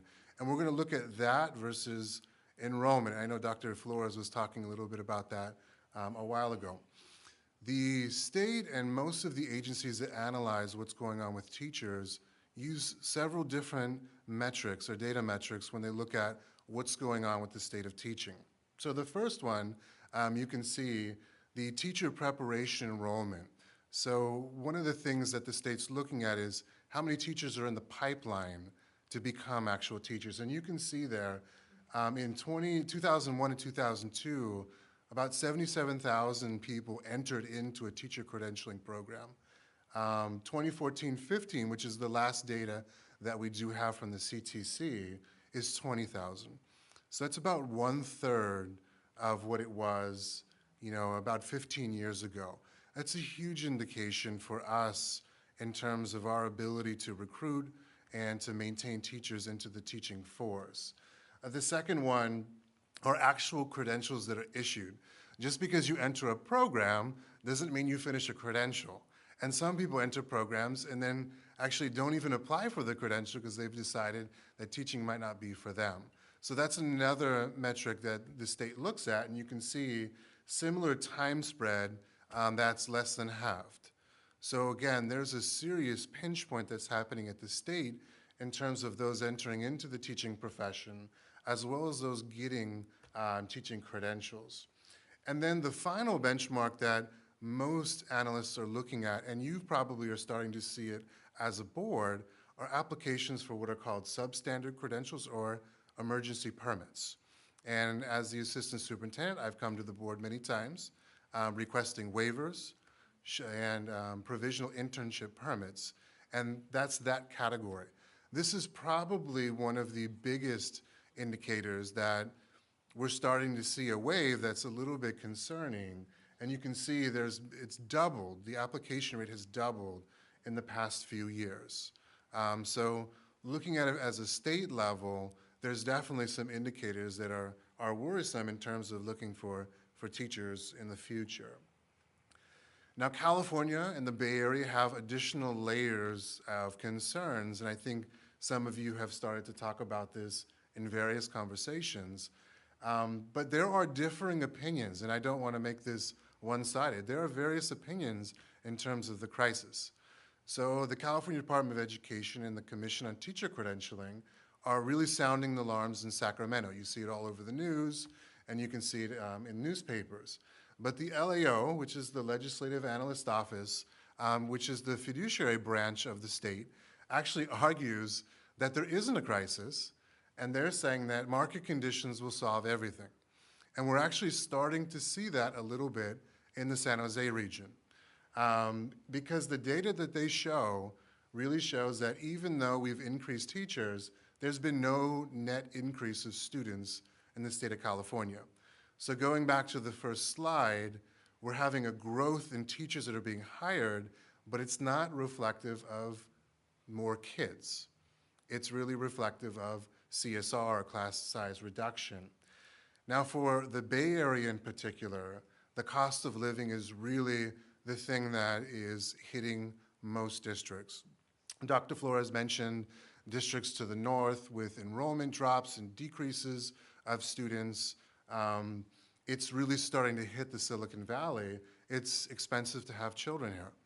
And as more people are flooding out of the valley, we're starting to see that impact hit the teaching profession. Not only that, but you're starting to see a lot of districts, and the new term I just learned is called right-sizing. So they're not downsizing, they're right-sizing. That's the new term that most CBOs are using in the area, is beginning to hit all districts. And I do have to say that this board's fiscal prudence will pay off greatly, and you should be commended for that prudence, because we're not seeing some of the conditions that the Northern Territory schools are seeing. They're already seeing 3 years down the line, $20, $30 million budget cuts. Oakland, I just read about, is now debating $15 million budget cuts for the current year, specifically because they've overextended what they can afford. So I do have to commend the board with the direction of Superintendent Flores and our CBO on being very prudent, because it will pay off in the long run. For GUSD, we have a solid track record of hiring. So despite all those numbers, we still are getting teachers to come to GUSD. So it is not doom and gloom. In fact, the crisis toward the north is to our advantage, because as they funnel down towards Gilroy, then we can start to snap up teachers who are experienced, who can't afford to live in San Jose and want to come down to an area that's more affordable, where you can buy a home with a backyard, and you can still have children, and not have to commute, a 2-hour commute up to the valley. So there is an attractive quality to Gilroy, and the data really supports that. Assistant Superintendent Stephanie Totter and with our recruiter, Patty Jolly, have done a phenomenal job in making sure that we start our schools with highly qualified teachers. This is a breakdown of the last 2 years, so you can see, in general, we're hiring about 80 to 90 teachers per year, and you can see it's pretty spread across the way. There's no massive disparities between elementary, middle, or high. It's pretty evenly spread. That's currently what we're looking at. Now, while we're filling these spots, there are high-need areas that we've definitely identified, and those identified areas are not unique to Gilroy. These are identified areas that are statewide. So number one, math. Math is a huge need in not only Gilroy Unified, but the entire state, if not the nation. So we're seeing that as one of our greatest needs. Science as well, as the district implemented 3 years of science, which is fantastic for kids, and it's a great thing. We have to hire more science teachers, so we're hoping that more and more people who are in the science field go into education. Now, being in the Silicon Valley, that's one of the difficult things, because in general, people going into the STEM environment are going to go into the valley because they have their own labor crunch. It's not just teaching and education. The valley in general has a labor crunch for highly qualified people. BCLAD, as you can see, a lot of times we have to request emergency permits for people to continue with BCLAD. Those people end up getting the full BCLAD, so it's not a continual thing, but BCLAD candidates are hard to find. Just the certification to become BCLAD and the people going into bilingual education. The one great thing we have is the reputation that Gilroy Unified has for the dual immersion program. So once we get them, they usually never leave because it's such a great program. But because we're growing, it's difficult to find those credentials. And then special ed, which Dr. Flores mentioned, is a national crisis of special education teachers. That is our highest area of need. And that's the highest area of need of every single district, and not only the county, but I'm sure the state. So our areas really mirror what the state is seeing in terms of the crunch of STEM, bilingual education, and special ed. So we have the numbers, and we're presenting to you obstacles that we've identified. And when I say obstacles, it doesn't mean that this has prevented us from recruiting effectively. What it means are things that we've seen as specific points that we want to create policy or change or initiatives to confront so we can accelerate recruitment. So the first one is timelines and procedures. So currently, we're looking at what we can do to compress, accelerate the hiring process. That's not only leveraging technology, but the workflow. I know it's amazing working with Patty because we had the same philosophy as administrators. Our whole goal was that they had a job offer before they hit the door. And with Patty, one of the things that she does is to speed this up is we're doing pre-references. So we're making sure that those references are done even before they're hitting their interviews, so we can jump ahead of the game. So these are some of the things that we're doing to compress the timelines to make sure when we find a candidate of quality that we want to immediately jump on it, because if we don't, another neighboring district will in a second. So it's that aggressive nature in terms of looking at the timelines and procedures of hiring. The second big one we looked at is really our exposure and our footprint. So one of the things, and you were copied on it as the board, really looking at social media and targeted social media. So we're not looking for any social media. We're looking at professional targeted social media to extend the district's footprint so people start to see GUSD. Also, really focusing on recruiting events that give us the best bang for our buck. We can go to some recruiting events and we know that that recruiting event is not going to provide us with the highest quality candidates. So with Patty and with Stephanie from prior, we've been able to target really which are giving us and tracking that data, where we go, and do those people stay and are they of quality?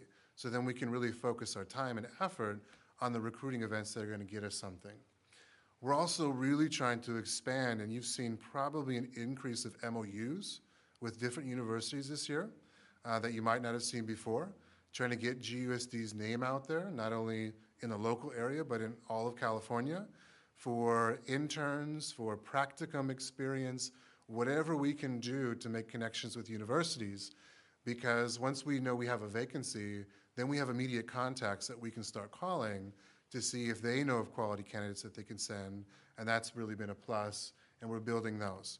And we're also trying to explore, maybe there are out-of-state fairs, and we've never done that as a district before, but for maybe highly specific targeted jobs like BCLAD and special ed, potentially exploring if some out-of-state fair options, and this is something that more and more districts are starting to do as they branch out to get people to California to work. Yes? I saw something fairly recently that we were going out of state to recruit teachers. Is that not correct? We're currently looking. I gave Dr. Flores a proposal of some that we've identified as being potential areas. Those fairs in particular were identified because they had programs with bilingual education, and also the credentials in those states had the best matriculation to California. So we have to make sure that we're very strategic, because if I come to the board with a request for finance, I want to make sure, again, that we get the best bang for our buck. So Patty really did a lot of the research to see what's out there, and we also tried to see if there was a fair in a neighboring area at the same time so we could hit two fairs with one flight. So we did provide Dr. Flores with some initial ideas that we're thinking about in terms of out-of-state. So that's an option we've never done before. Districts like Sacramento, for example, are flying to other countries. So it's not unusual that districts are really trying to branch out to see who we can bring to California to provide education to students. And then the third one is, what can we do to increase the, oh, sorry, Trustee Doyle. I've been told that California is a very hard state for out-of-state teachers to get credentialed. Yeah, California has the most intense credential requirements. The good thing about California is if you have a credential that's cleared or that's official from another state, in general, California will give you a credential right out and then give you time to certify it for California. So for example, if you come from Arizona and you have a full credential from Arizona, California will give you a 5-year credential. And they'll say, okay, the specific things that are under California law, you have 5 years to complete. So we do get several of those types of candidates that come into California from some of the outlying areas.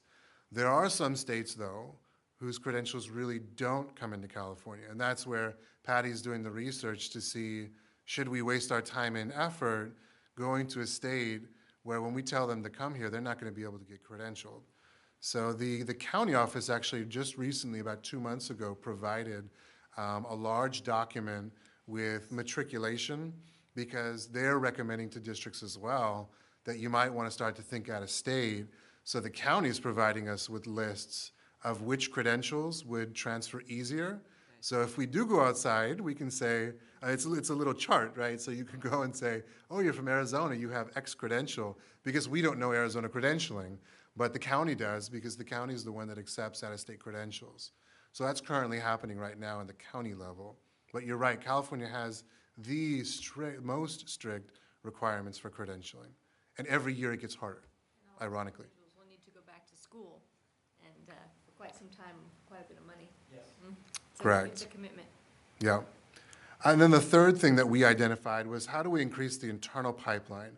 So we are actively and aggressively looking at, do we have paraprofessionals that are looking to get into educational leadership or teaching positions? What can we do to not only help them, provide them with opportunities to test the waters and see if that's where they want to go? We have several paraprofessionals that have moved up into teacher roles, and specifically special education. We're looking at substitutes. We really got some great subs that we were able to identify as not only qualifying for emergency credentials, but they are very effective in the classroom right now. And it not only happened toward the beginning of the year, but we were able to fill a math vacancy, for example, in Brownell with an emergency credential who was just a sub. And she's phenomenal. They absolutely love her. And ironically, number 3 in those parentheses is she's a GUSD alumni. So she's a former student of Val Kelly, actually, and we've been able to provide her with some support from Val. So that type of connection where we can connect into GUSD alumni, my vision as the assistant superintendent is no GUSD alumni who wants to go into education should go anywhere else but Gilroy Unified. So what can we do to capture that? We have the amazing advantage that we are the factory of our eventual labor market. And it's one of the only industries where that's true. And what are we doing to capture those alumni and get them early? And then the second thing there is, we're really trying to ramp up our customer service to provide one-on-one consultation for anybody that wants to get into education. So I sit down with anybody who wants to talk about being a teacher, and I walk them through the process. We bring them in. We have an amazing office staff, not only our personnel techs, but our secretarial staff. And when they come in, we make them feel welcome. We want to make sure that this is where they want to work.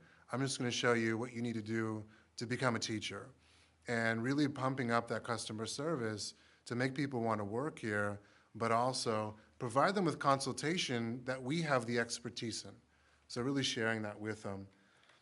Some long-term goals, and those are the short-term really for next year.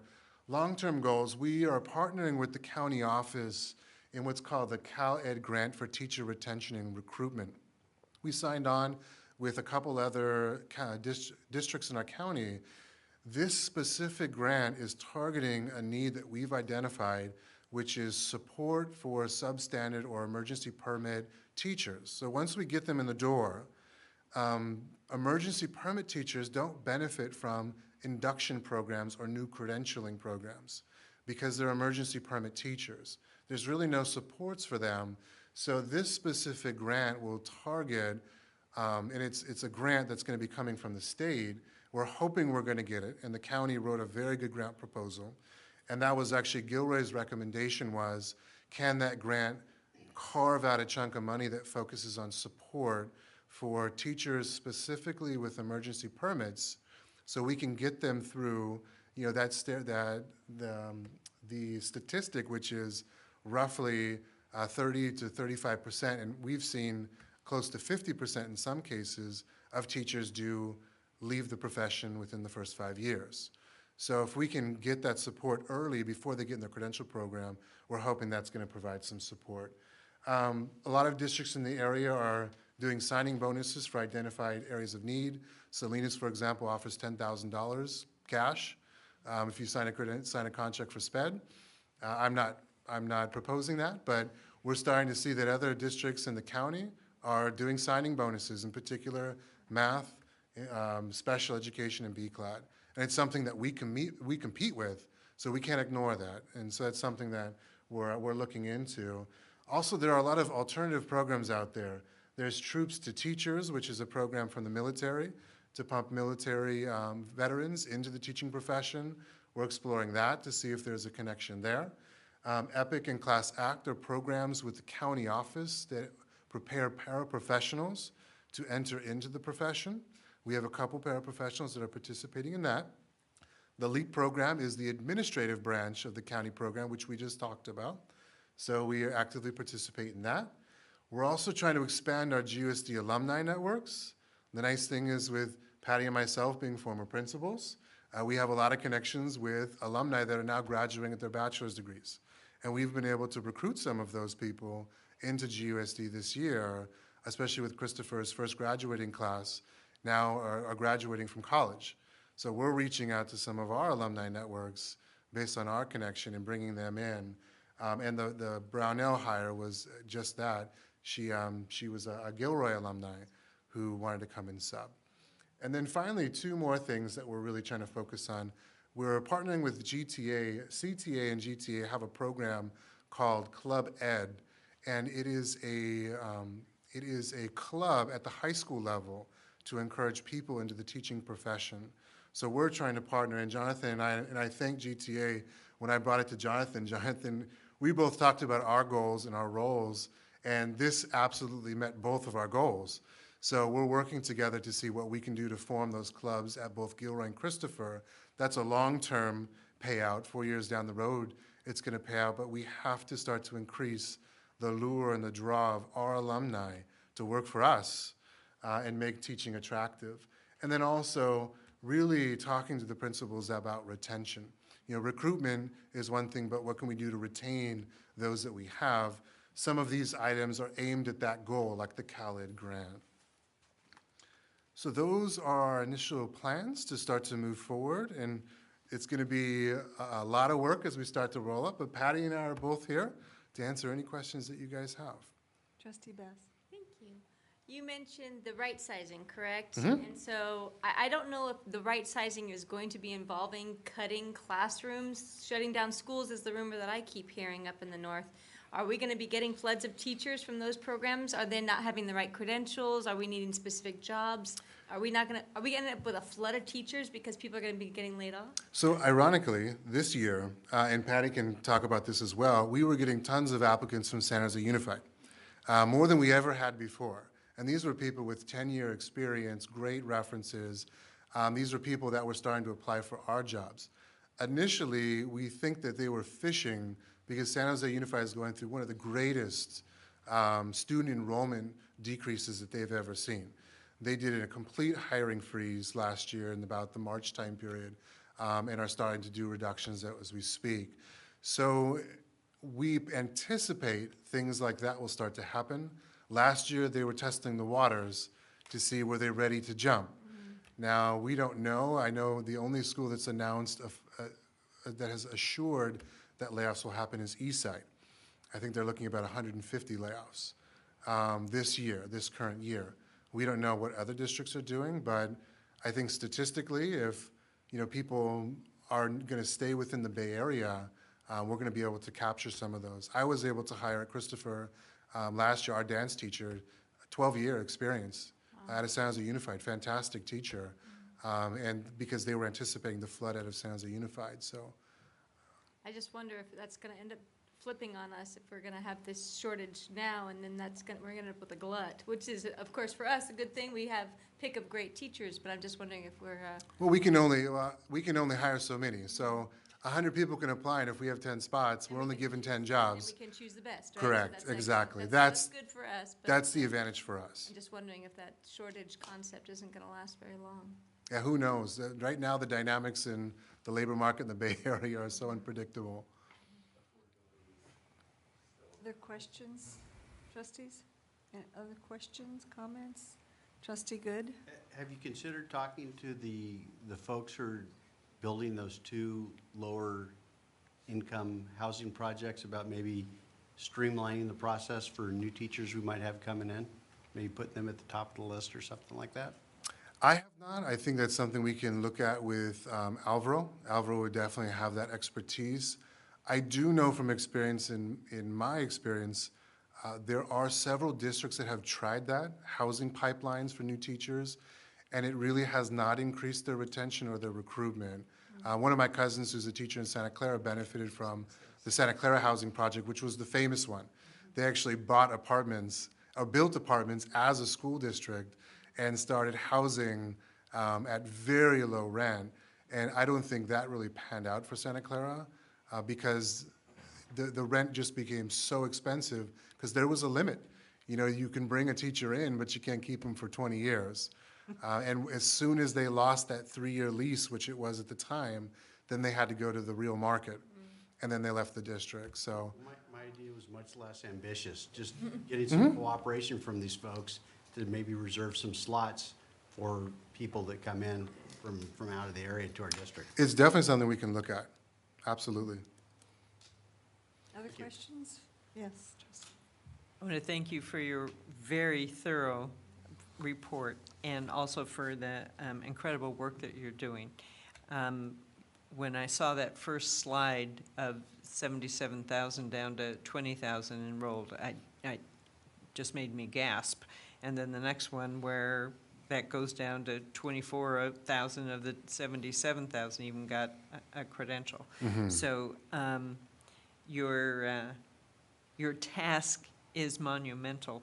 And thank you for bringing enthusiasm and creativity and thinking out of the box, because that's what it's going to take, I think. Thank you. And I want to thank Patty. I know she hasn't been able to speak, but she's amazing. You cannot imagine the work that she does behind the scenes, and every principal would echo that. Absolutely. Because she does amazing work for Gilroy, too. It's my pleasure. I appreciate that you all let me continue to be involved. Thank you, Patty. We hear about you, but we haven't seen you in a while. That's why I made her come. Thank you very much. Yeah, thanks. Okay. All right, thank you. Oh, thank you. Okay, we're moving on to item G. GUSD College Readiness, Advanced Placement and College Readiness from Kermit Schrock. And I looked at your title, I tried to make an acronym out of your title because it's so long. The Program Administrator for Student Assessment and Data Management. Who came up with that title, huh? Exactly. All right, good evening, Superintendent Flores, President Mickard, and members of the board. Here again this week to present some different data. A yearly report on the college readiness data, looking specifically at advanced placement, and then a little bit of look at SAT, PSAT, and a little bit of college going rate from National Clearinghouse. So we'll dive right in. We're earlier than I thought, so I think I get the full 45 minutes then, right, Ms. Kaufman? No? Is that, okay, good, thank you. All right. First off, just looking at a couple of the data points that we do have in our LCAP plan. And some of these, the bottom part is the AP data, but also, you know, percent of seniors who are A through G ready, the junior rate on the CASP test which indicate that they're conditionally ready or ready for college level work, right? If they're a level 3 or a level 4 on CASP. And then, you know, we look at yearly of the percentage of sophomores passing Math 2. We were using that as an indicator for a number of years to kind of see what percent is on track.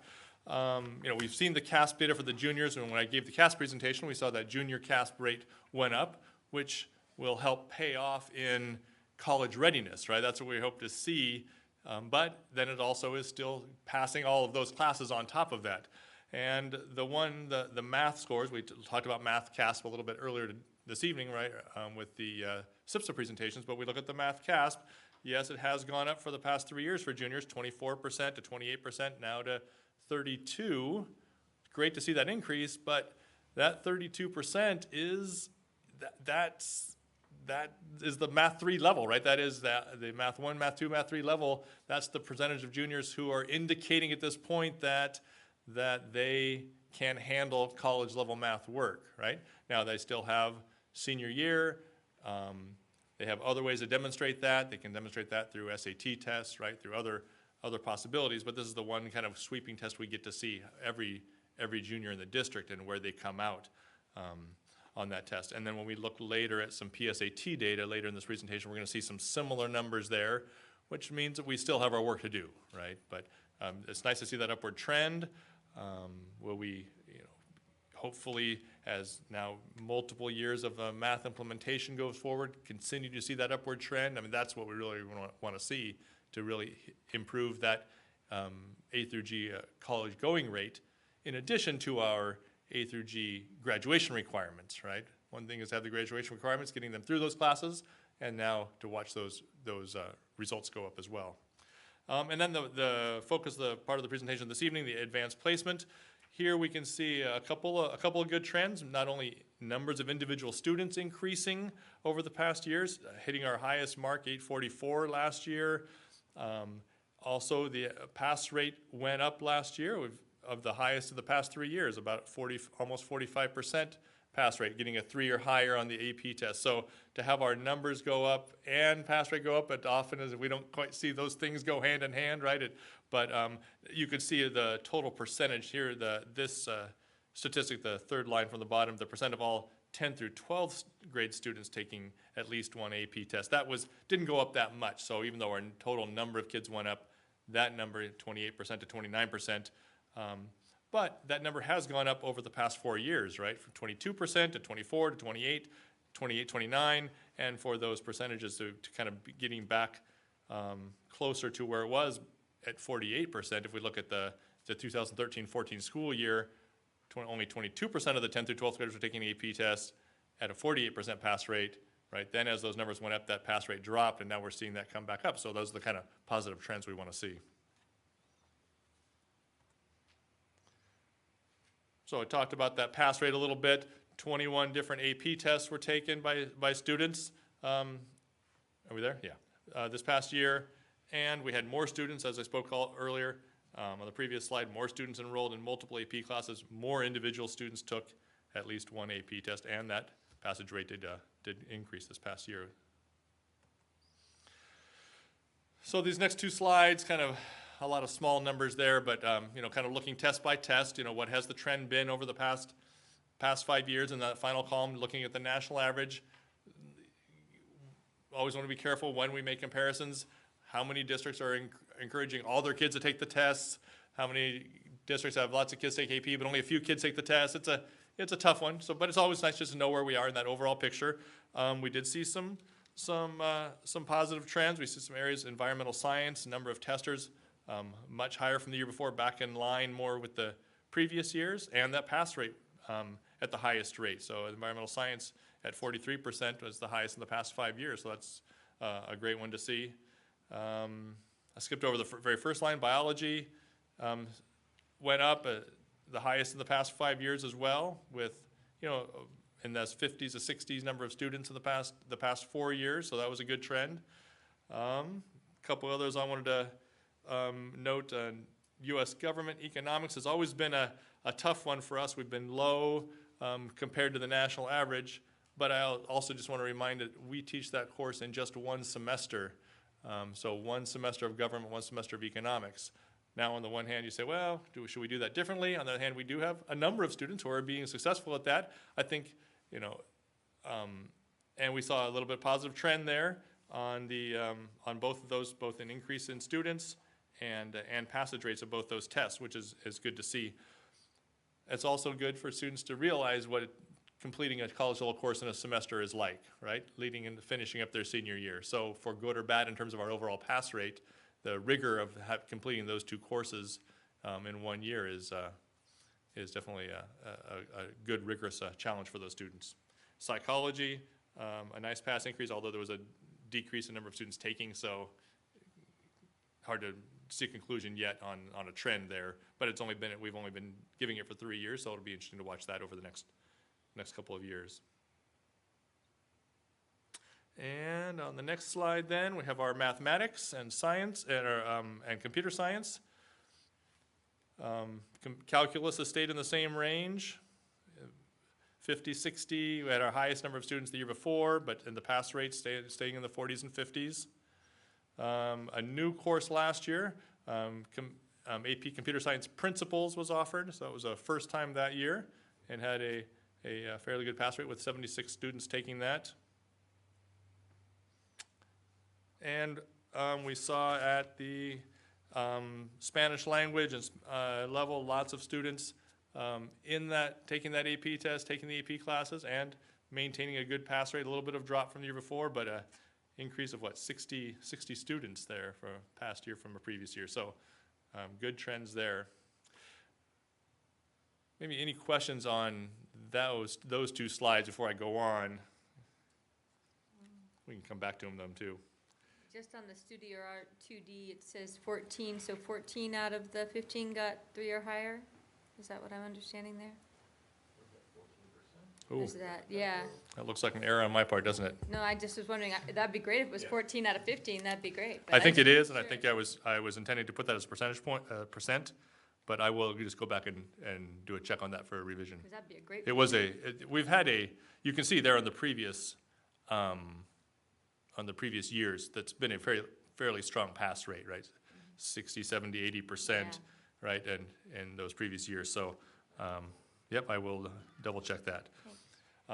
The 3 AP art classes, generally they are students in AP art, and then they decide what type of projects they're presenting. Did we lose our art teacher? She's in stay around for my AP presentation. But then they choose what way they're going to present then, right, exactly. It's a portfolio that they present in the type of art. So Kermit, I do have a question. Yeah. So tell us again, how does a student decide whether to take the test or not in our district? We force them, no, we almost force them. Basically, there's a high degree of encouragement because our goal as a district is that every student in an AP class takes an AP test. We give support, right? There's financial support for those students who aren't able to afford it, although many students do take multiple AP classes, and even with that, it becomes a cost burden. So we do everything on our end to encourage students and support students to take those tests. And so you can see on the next slide, we are at about 88, we've been around 88, 89% students taking the test in those courses. Now, we're not able to completely force the issue, but we've done a good job because not only do we feel it's important to keep the integrity of the class. I think there were some years in the past where if maybe half or less than half the students were taking the AP test, they get to the end of the year and the teacher's like, I'm getting you guys ready for the AP test, and half the class is saying, well, that doesn't apply to me, as well as the fact that the student taking that test is just one more mark of being part of an AP course, whether or not they get a 1. And many colleges, and maybe Mr. Winslow could speak to as well, want to see that tried the test, not just been in a class. So there are a couple different issues from classroom to what it shows or demonstrates for the student. Paul would agree, wide variation from district to district. This policy makes a huge difference because in some districts, they don't encourage everybody to take the test like we do, which Right. means the kids taking the test are the ones that think they're going to do really well. Yeah. Versus we want all of our students, that's been our goal to- all along, is for everybody to take it. And we even pursued at one point a policy that said they had to take it, but we were informed by legal that then we'd have to pay for all those AP tests. And that was a huge expense, but And I know it most of them do benefits take some it. kids because then they won't have to take a class in college. It'll count as a Yes. college class. Right. In some locations. Depends so- on the university, but a lot of them do count. Or helps them to be admitted. Well, Right, definitely- exactly, definitely right, either helps, one, yes. right, or both in Right. some cases, correct. Yep. I should probably know this, but about how much is does it take, how much does it cost to take the test? I should probably know that too, since I just forked it out, right? The check is due in 75 May for or- test? 80, okay, yeah, thank you. And we do have some financial Oh, assistance. Yeah. It's expensive. Yeah. All right, and so then on this next page, on the next chart, just some of the overall summary. We've already hit on a couple of those of the percentage of students taking the test, the increase in students enrolled in courses. So there you can see 2,068 students enrolled, but that's duplicates, right? Students enrolled in 2 or 3 or 4 or 5 courses in some cases, right? But total of 2,068 students, and of those, 1,832 tests taken, right? So that's where we get to, that 89%. And our test takers pass at 44.8%. And then what I did is, on that bottom column, I just kind of keep a running tally of what is that as a rate of all students in our classes, just so in case those numbers of students that test each year vary a little bit. And that rate is the highest in the past, 3-4 years, reaching back to where we were in 2013 at 39.6% enrolled in class, whether they took the test or not. And just a slide on current AP demographics. Looks just to look at how does it compare to the total 10 through 12 population. Fairly close in some areas. Low socioeconomic disadvantage is not as many low socioeconomic disadvantaged students in AP as there are in the general population. That's not a surprise. It's going to be those students are at risk through school, so to get themselves and for us to support them to be at the level to take AP is our challenge. It's good to see that we are at 34%, but we aren't matching the rate overall. Reclass students is to be expected. We should see those if they're being reclassified and at or near proficiency, and as we've seen on other state tests, we see them enrolled in AP courses as well. Okay, and then move on to, I have a couple slides here, looking at some SAT and PSAT data, some comparisons with the state and neighboring districts, and the PSAT, looking at 15-16, oops, we'll go back, was the first year that was administered to all 10th graders in GUSD, so we'll have some all GUSD data there for 15-16 and 16-17. So the SAT. So this one, we're going back a couple years, back to 15-16. This is the last one that the state has posted, so we're able to look at the comparison data. And on this one, we do see, if we look at that third column, what percent of our students had scores of 1,500 or higher. It did go up from 42% to 45%. However, our percentage of test takers as a number of the 12th grade enrollment went from 41 down to 39, so it's always tough to say did our increase go because a few students maybe that were borderline didn't try the test there. But trend over time, the last 3 years, 38, 41, 39%, we're kind of in that same ballpark. And our highest point was in 13-14 with 49% scores over 1,500. Although there's a little bit of a playing with the data in there because the SAT changed as well, right? There was some years where there was previously 3 portions of the test, right? But they've reconfigured those scores, especially in that conversion year, to kind of say, okay, we're going to report all your scores together and convert those students who took the 3 tests into 2 tests. So there's a little playing with the data. So now from 16, 17, 17, 18, there'll be some standard data on the new tests. So maybe I need to also kind of draw that line there. The score is over 1,500, that'll go back to the 1,000 or so. It's not 1,500 out of 1,600, right? Correct, exactly, Okay. right, exactly. It'll go back down to a recalculation then of the 2 out of the 1,600 or scores over, I think it was over 1,000, correct, previously. 500 per test. Right, right, an average of 500 per test. And compared to the state, then we can see, where we're at compared to the state on those, the 45%, a little bit higher than the state average of 42%, but a lower percentage of our students taking the test. So that's what we want to see also. We want to see students challenging themselves to take the SAT, just like we talk about with the AP test as well. And comparing ourselves to neighboring districts for 15-16. We're seeing some similar comparisons. As we look at the county, we're below the county average in terms of that 45%, below, a little bit above the state average, a little below Morgan Hill, above San Benito County. So kind of looking at these neighboring districts, we're kind of falling in these same ballparks. These trends haven't changed. You know, I don't have a multi-year on this one, but seeing some similar comparison data there.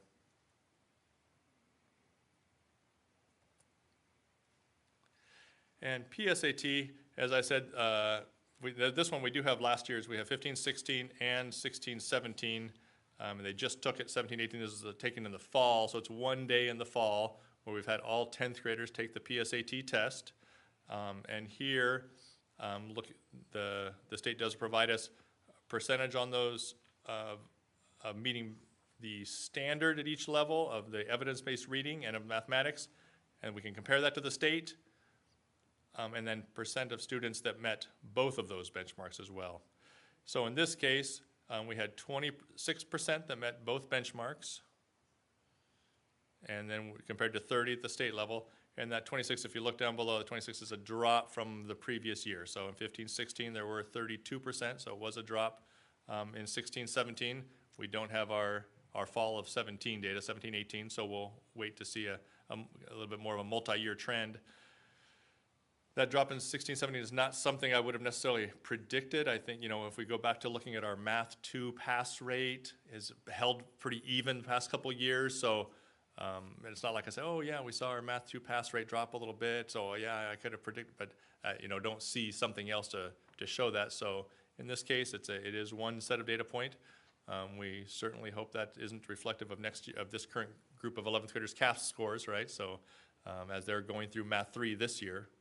And we'll take a look at that this next year. And we can't factor in, I mean, I think in most districts, kids take it because they want to take it. Right, so our comparison to the state, you're right, then we don't know, right? So that 26% compared to the state, that one is across the state, who are those other 250,000 students, right? And how many of them are districts that are giving to their whole 10th grade group, and how many is just random groups of 10th graders. However, our own internal drop, you know, it's hard to.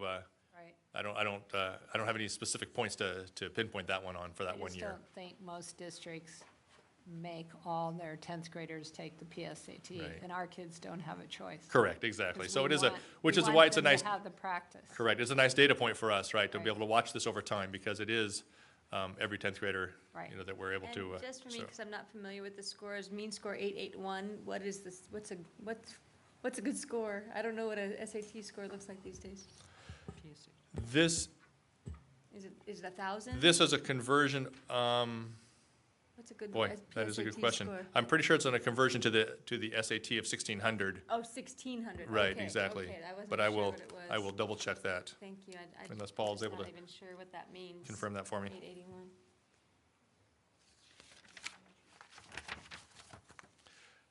And once again, you know, if we look at our math, this is the slide I referred to back at the first slide. This, you know, the math percentage here is confirmed by our CAS percentage, right? Our CAS percentage was 32%. 10th grade math predicting it at 29%, so we're in that same ballpark. There's where we want to make the difference, right?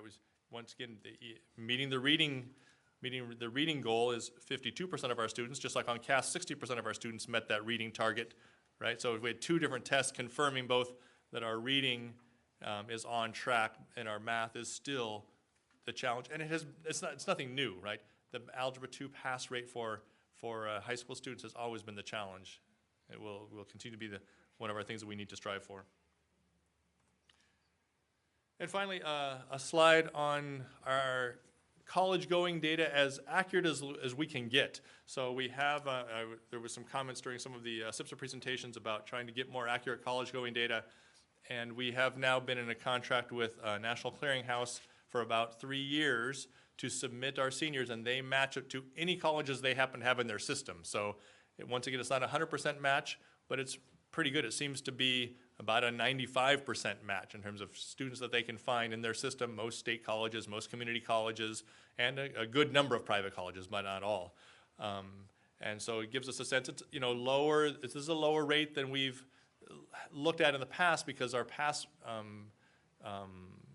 estimates we used by transcripts being requested. And so lots of students would have transcripts requested to go to community college and then maybe not show up. But this is actually comparing it to enrollment during that first year of college. So they've matched it to a name and a birthday with someone enrolled in college somewhere in the US in these schools. And we did see in 15-16 a little bit of a drop at the 4-year rate. The community college rate seems to be solid, but there was a little bit of a drop in 15-16. And National Clearinghouse actually is reviewing our class of 17 files right now. So hopefully within a few months we'll have an update on their match there to see, you know, was that just a little bleep there, or you know, what's our overall trend data? Trustee Doyle. Do you think that economics plays any part of the drop at all? You know, the question is, in 1 year, 15-16, I mean, if you think of the economic trend, right, these are the years we're coming out of the recession, right? So that 1 year, did economics play into that 1 year? I would have then said, well, maybe we would have seen a little upsurge in 2 year for a downsurge in 4 year, right? I don't know. One data point at 68% there, I'd say, okay, let's check the next couple of years and see, are we seeing something there as I well? know some colleges are starting to raise their tuition rates. Right. Like that. And Right. It just might be a cost factor for some of these students. Right, did the 4 years hit a breaking point for some students? Yeah. Like I'm telling everyone I meet, you're not saving enough for college.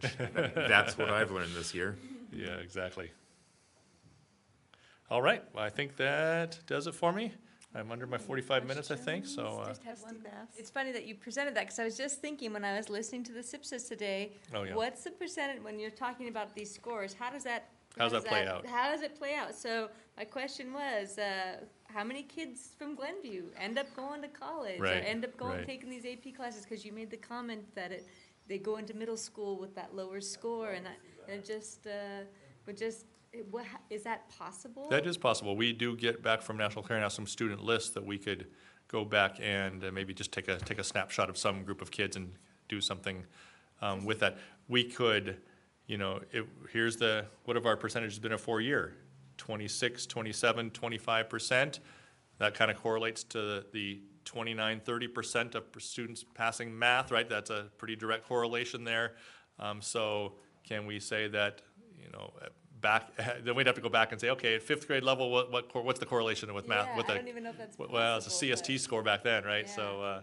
But just something to maybe, think about in the future, Yep, just yeah, to that's see good. if it makes if it has a correlation and what that correlation Right. is. All right, any other questions? Thank you very much. Okay, thank you. Always good information for us, thank you. Okay.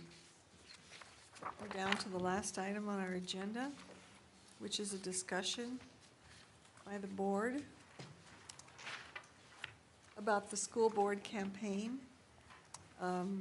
Basically, 4 Gilroy Unified School District Board of Education seats will be open for the 2018 November election. So this says, I will lead the board in a discussion for plans for informing the community members and recruiting future board members. So as you know, we formed a subcommittee, and the subcommittee is Linda Paceno, Jaime Rosso, and myself, and we did meet together and are presenting this information to you this evening.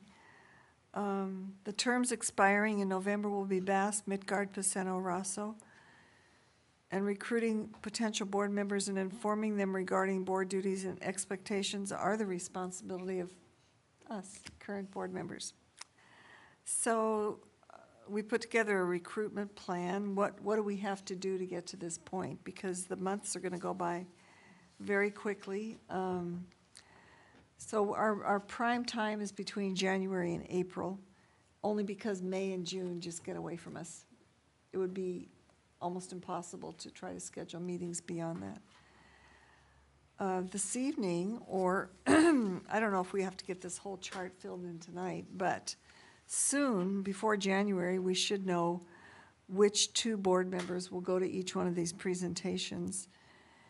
And And it's up to the board members who will do the presentation to contact the individual schools or organizations regarding possible dates for presentations.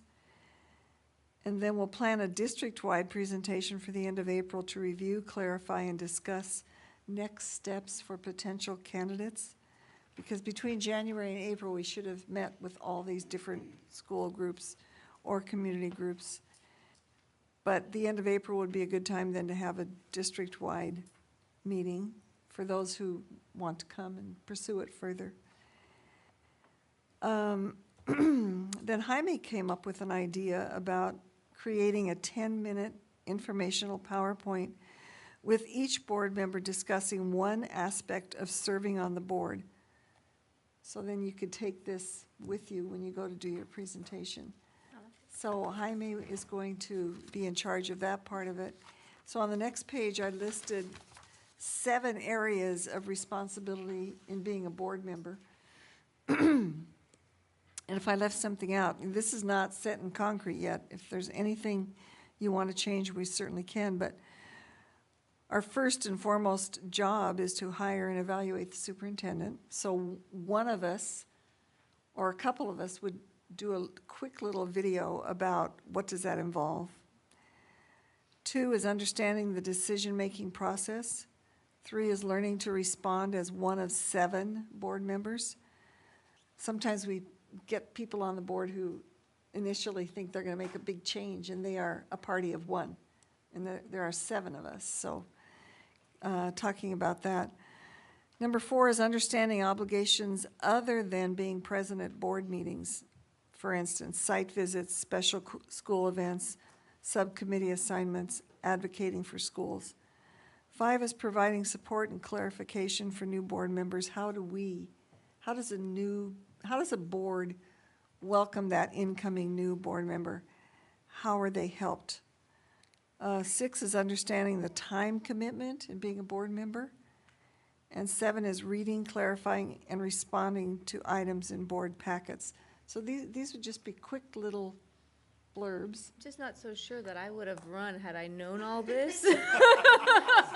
I just don't know if you're going to scare everybody away.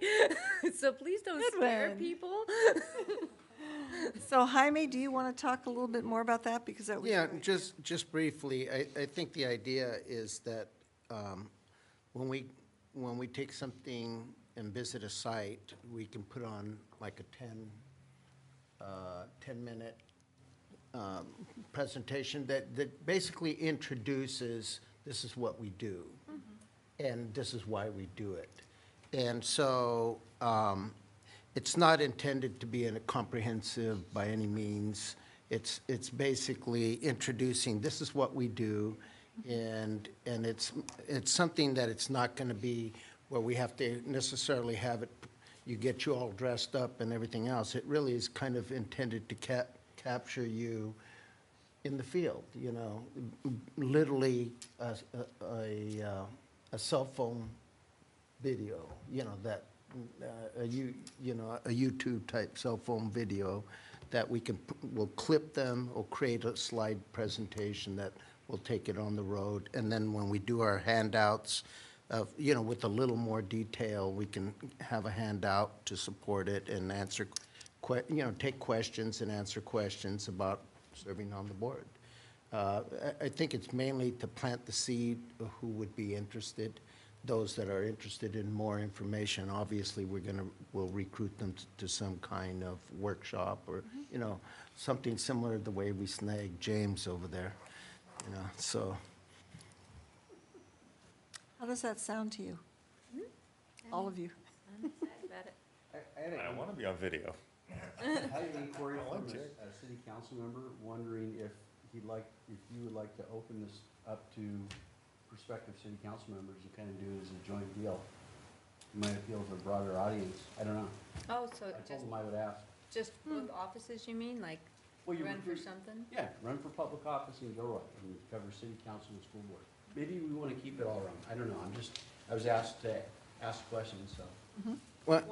And when we had the forum with the city council went first, and then everybody left the room. there was school board members. I would be reluctant to do it with city council because I think the interest would be there and not school board. So maybe we just need to focus on school board. I think so. Okay. That is kind of where I'm coming from, but Any other opinions? BC? When I was running, I went to several forums. It was Morgan Hill, the city, and Gilroy Unified, and by doing that, everybody stayed. We had a packed house from start to finish. So that was my experience with it. so you had, We had the Morgan Hills School Board runners, Gilroy Unified, and the city of Gilroy. But that was one thing we're already. No, that was, it was That like was when I was running. the question board that It they was like do. a forum and debate. The forum, that's right. But you'd already declared your But you already candidacy, right? declared. Oh, that's Yeah, true. we're trying to get people to declare. yeah, Yeah. before you get to that point. Right. To try to declare. I wouldn't be opposed to saying, oh, and run for the city too, but. Yeah, I think we should focus on the school district because, first of all, people don't want to spend a whole lot of time. We want to go in, when we do our presentations, it's kind of like when we did the school bond campaigns, you know, we go in there, we kind of make a pitch, do a handout, show a short slide, and it's really, it's just kind of capturing a sentiment from each one of us where we capture something that, the reason why we ran, or, in other words, what we bring to the board, and how, because each of us come from a different place and we all have, we have different assets that we bring to the board, and collectively, it's what makes us work. And just what I'm saying right now is, we say something like that, and that's the one message, Well, Yes. if all of us give a message, literally, it's going to have to, and we only want a 10-minute presentation, so it's literally going to be a 1 minute. Well, that was one, just now, for example. So, and the idea, it's not intended to be, one of us would touch on some of these different, one of each of these different points, and we'll edit it, we'll create Right. kind of a Short and sweet, though. a short and sweet, and then we say, okay, we're here for, to talk about, answer some questions and talk about these points. I think that another thing you could add there on your 7 points is the 8th point, the importance of having the ability to work together towards a common goal. Because if you can't do that, it doesn't matter how smart you are, you're not gonna accomplish anything. That's for all board members. And we all have seen different elected bodies who, they don't get that one. They don't get a lot done. Good, thank you. We should also make sure that there's a version that doesn't require the internet or video, so a slide deck that, because some sites, it's hard to get a big screen. Thank you. Some That's of us very don't know true. how to do that. So how does that sound to you? James, would you be willing to do a 1-minute, quick little presentation? I'm willing. I don't really like being on camera, but. Well, so it's a common thing that we could take with us. Yep. Takes up 6 or 7 minutes, and then we have time for questions, and then that's it. We leave the flyers and we go, because we're guests wherever we go. It's not our show. If you go to a home and school club meeting, you're just one little tiny part of the agenda, right? So, If you have We just- something on an iPhone, and you have an Apple TV, or maybe you can, those little Google plug-in things, and a TV, you can put it on any TV from your phone. One other thing, one other aspect of the recruitment is. Everyone make sure your mic is on for the discussion. Oh, yeah. One of the aspects of the recruitment, I think, is where we actively seek people out, in other words, that we individually look to recruit people to come. I think that, plant the seed, say, you know what, you'd be a good board member. This is kind of a blanket one we're talking about, but Right. then there's also targeted. Right, targeted. I think we need to go out there and not just us, by the way, people here, You know the anyone? whole district can participate in that, but I mean, Come on certainly. down, y'all. Yeah, but I think reaching out and inviting people to run, I think, is effective. it can be very effective, because often people cannot see the leadership potential in themselves. It takes somebody to tap them on the shoulder and say, you'd be good at that, right? Right. So I think that's your point, right, Heinz? Yes, exactly. Yeah, okay. So, did you look at the little sign-up chart? Why don't we take a look at that? And I Your want to say, packet. I got the information from Gina, and this is just all the schools, and I realized I left off Gilroy Prep isn't on here. I don't know if we want to include them, but there are other groups that you may want to include. Heather emailed, said something about ELAC. We may want to make a presentation to DLAC. Dr. Flores, would you mind if we showed up at SPAC? and- Yeah, well, Gina just reminded me I was going to suggest that. Yes, I'd be happy to have you come Thank to you. SPAC. Yeah, that would be Yeah. great. So if you want to add anything to that, you can send it to me and I'll add it to this. And what I did is I just kept everybody in their current school assignments because you are already connected to those schools. No, I like it. And then just go from there. Do you see anything on this sign-up chart other than the ones that we could add? We could add your suggestions, SPAC. Because there's SPAC, ELAC, DLAC, Ángeles Sin Fronteras, that's a really active group too. And then isn't there like a parent education group or something? A group of really active parents doing like college, what is that? What was that group that they were doing over at Elliott? Well, there's a lot of active parent groups. Yeah, but it I wasn't think the safest would be to go to the Home and School Club and E ELAC. Does the bond committee have regular scheduled meetings? Measure the bond oversight committees? They meet quarterly. So you could talk to them. That's a group you should talk to. They're already involved. Right. Well, as you can see, there are spaces on this chart because nobody's going to go out alone. We'll always have a partner with us. Good. So you could just look this over, and then we need to, when would you like to have this completed? We have to move along with this. I was gonna say, I'd like to try maybe just kind of do 1 month at a time and see what days I'm available that'll fit in and just go to whatever I can, depending on the month, and just see what we can tack off. So if you want to start in January, for example, I'll just go through and plug my name in wherever I'm available on your list, and then we can go from there. Okay, could we agree that everybody will send their preferences to Linda so she can fill it out? Thanks. By? As far as how soon that we want to actually start doing the, I say mid-January. Yeah, mid-January. Seriously. January and February are kind of good. you think that's not too soon? No. Well, we're going to run out of, I think February, We're gonna March. run out of time Yeah. if we don't start in January. Unless you want to go to 4 in a week. I mean, we have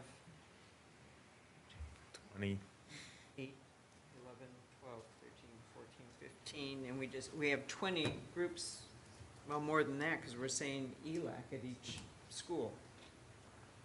You may be able to combine the ELAC and Home and School Club. Yeah. Some, but not. I mean, you get someone all excited in January, by the time it comes along to the election, they're gonna forget all about it. Well, and what we thought would be helpful is when we went, if there's somebody that's excited, that we get their name and contact information, and then we contact them to come to the meeting in April And harass them. that's here. Just say, the one that's at the district offices, if you have any further information, blah, blah, blah. And that's April, that's our last month. They can't, I think it's July is the first time they can sign up, register, declare, whatever. So, When was it? April? July. July, oh. Because I was just reading it in the board policies that we were doing, and it's like 135 days or some magical 125 days from election day, which I quickly calculated, it's like mid-July. Okay, that sounds about right. Not a day before, not a day after. Because I went up 2 days before, and they wouldn't let me sign up. They had your picture in the office. They were expecting me. okay, Linda, when would you like this information by? I would like it by December 7th. And that's to sign up for the schools. The That's to scheduling sign up. is a Not- separate problem. Yeah. Yeah, just to sign up for what schools you want to go to. And I'll send out something with SPAC and ELAC. So just figure that every school has not only parent club, but has ELAC attached to it as well. You want a date or do you want names? Linda, did you see GPS? Get GPS needs to be on there, thank you. Well, I assume, Debbie, that GPS is, we need to go there as well? Okay. They have an active home and school club. Yeah, okay. Why would anybody at GPS have interest to be on the Gilroy School Board, but for getting stuff for GPS? I can't answer that question. Well, that's we true don't for. necessarily serve just for our self-interest. I'd still like to include them. Right. Okay, so do by you want December dates or 7th, names? Names. What do you want? just fill in where you want to go. Names. Names? Yes, Okay. I want names, and then I'm assuming that the name that I have on there right now, that's going to be the lead person, because that's your school, to contact the school to set up what dates. Does that make sense? Is that a yes, Mr. Pace? Yes, brilliant. And you can do your schools later if you want. Yeah, you can do them whenever you want. And at some point then, so give me what schools besides your own, that, where your name is already on there, give that to me by December 7th, because then I'd like to put this together to have it for you at the next board meeting on the 14th, is why I'm saying that.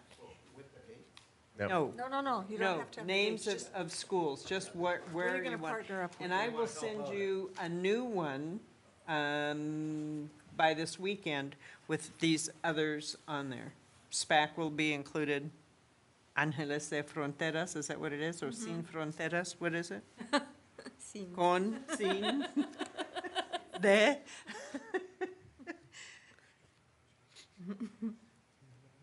Bond Oversight Committee, whatever. So I'll get that to you by this weekend.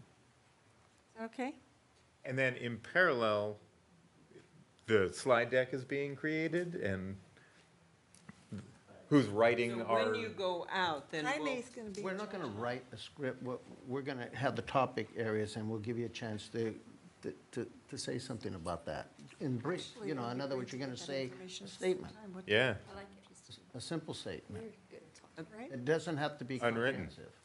Yeah, actually, why don't we do that at the same time for Linda? By December 7th, figure out what little blurb you want to do and indicate that to Linda. Just the same email. This is Now, where I want to go and I'll this is what I send want to something out to you with a reminder of what I need from you. How's that?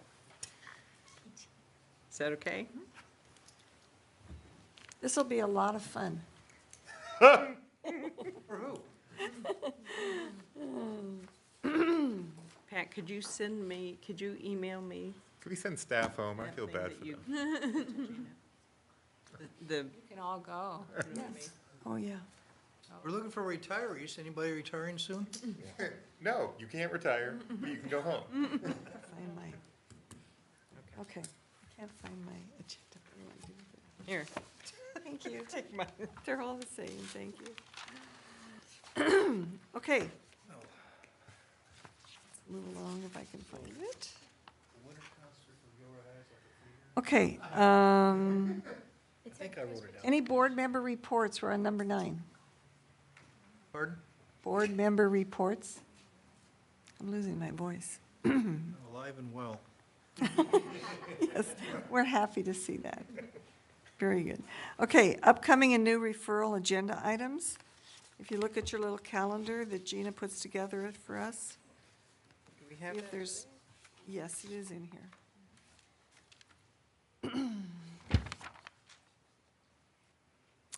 Future agenda items, County United for Health Walk Audit of New School Site in Alexander Place. That was brought up by Mr. Rosso. Projections for Los Animas and New Elementary School. What is that on there for? I think it was in the context of discussing our new elementary school. Okay. Some of that we might have by our December 7th Right. meeting, but Tom Williams is under a lot of pressure from a lot of districts. Oh, I bet he is, yeah, with So declining we'll enrollment. have some of it, but not all of it. Okay. So we don't have any future agenda items at this point.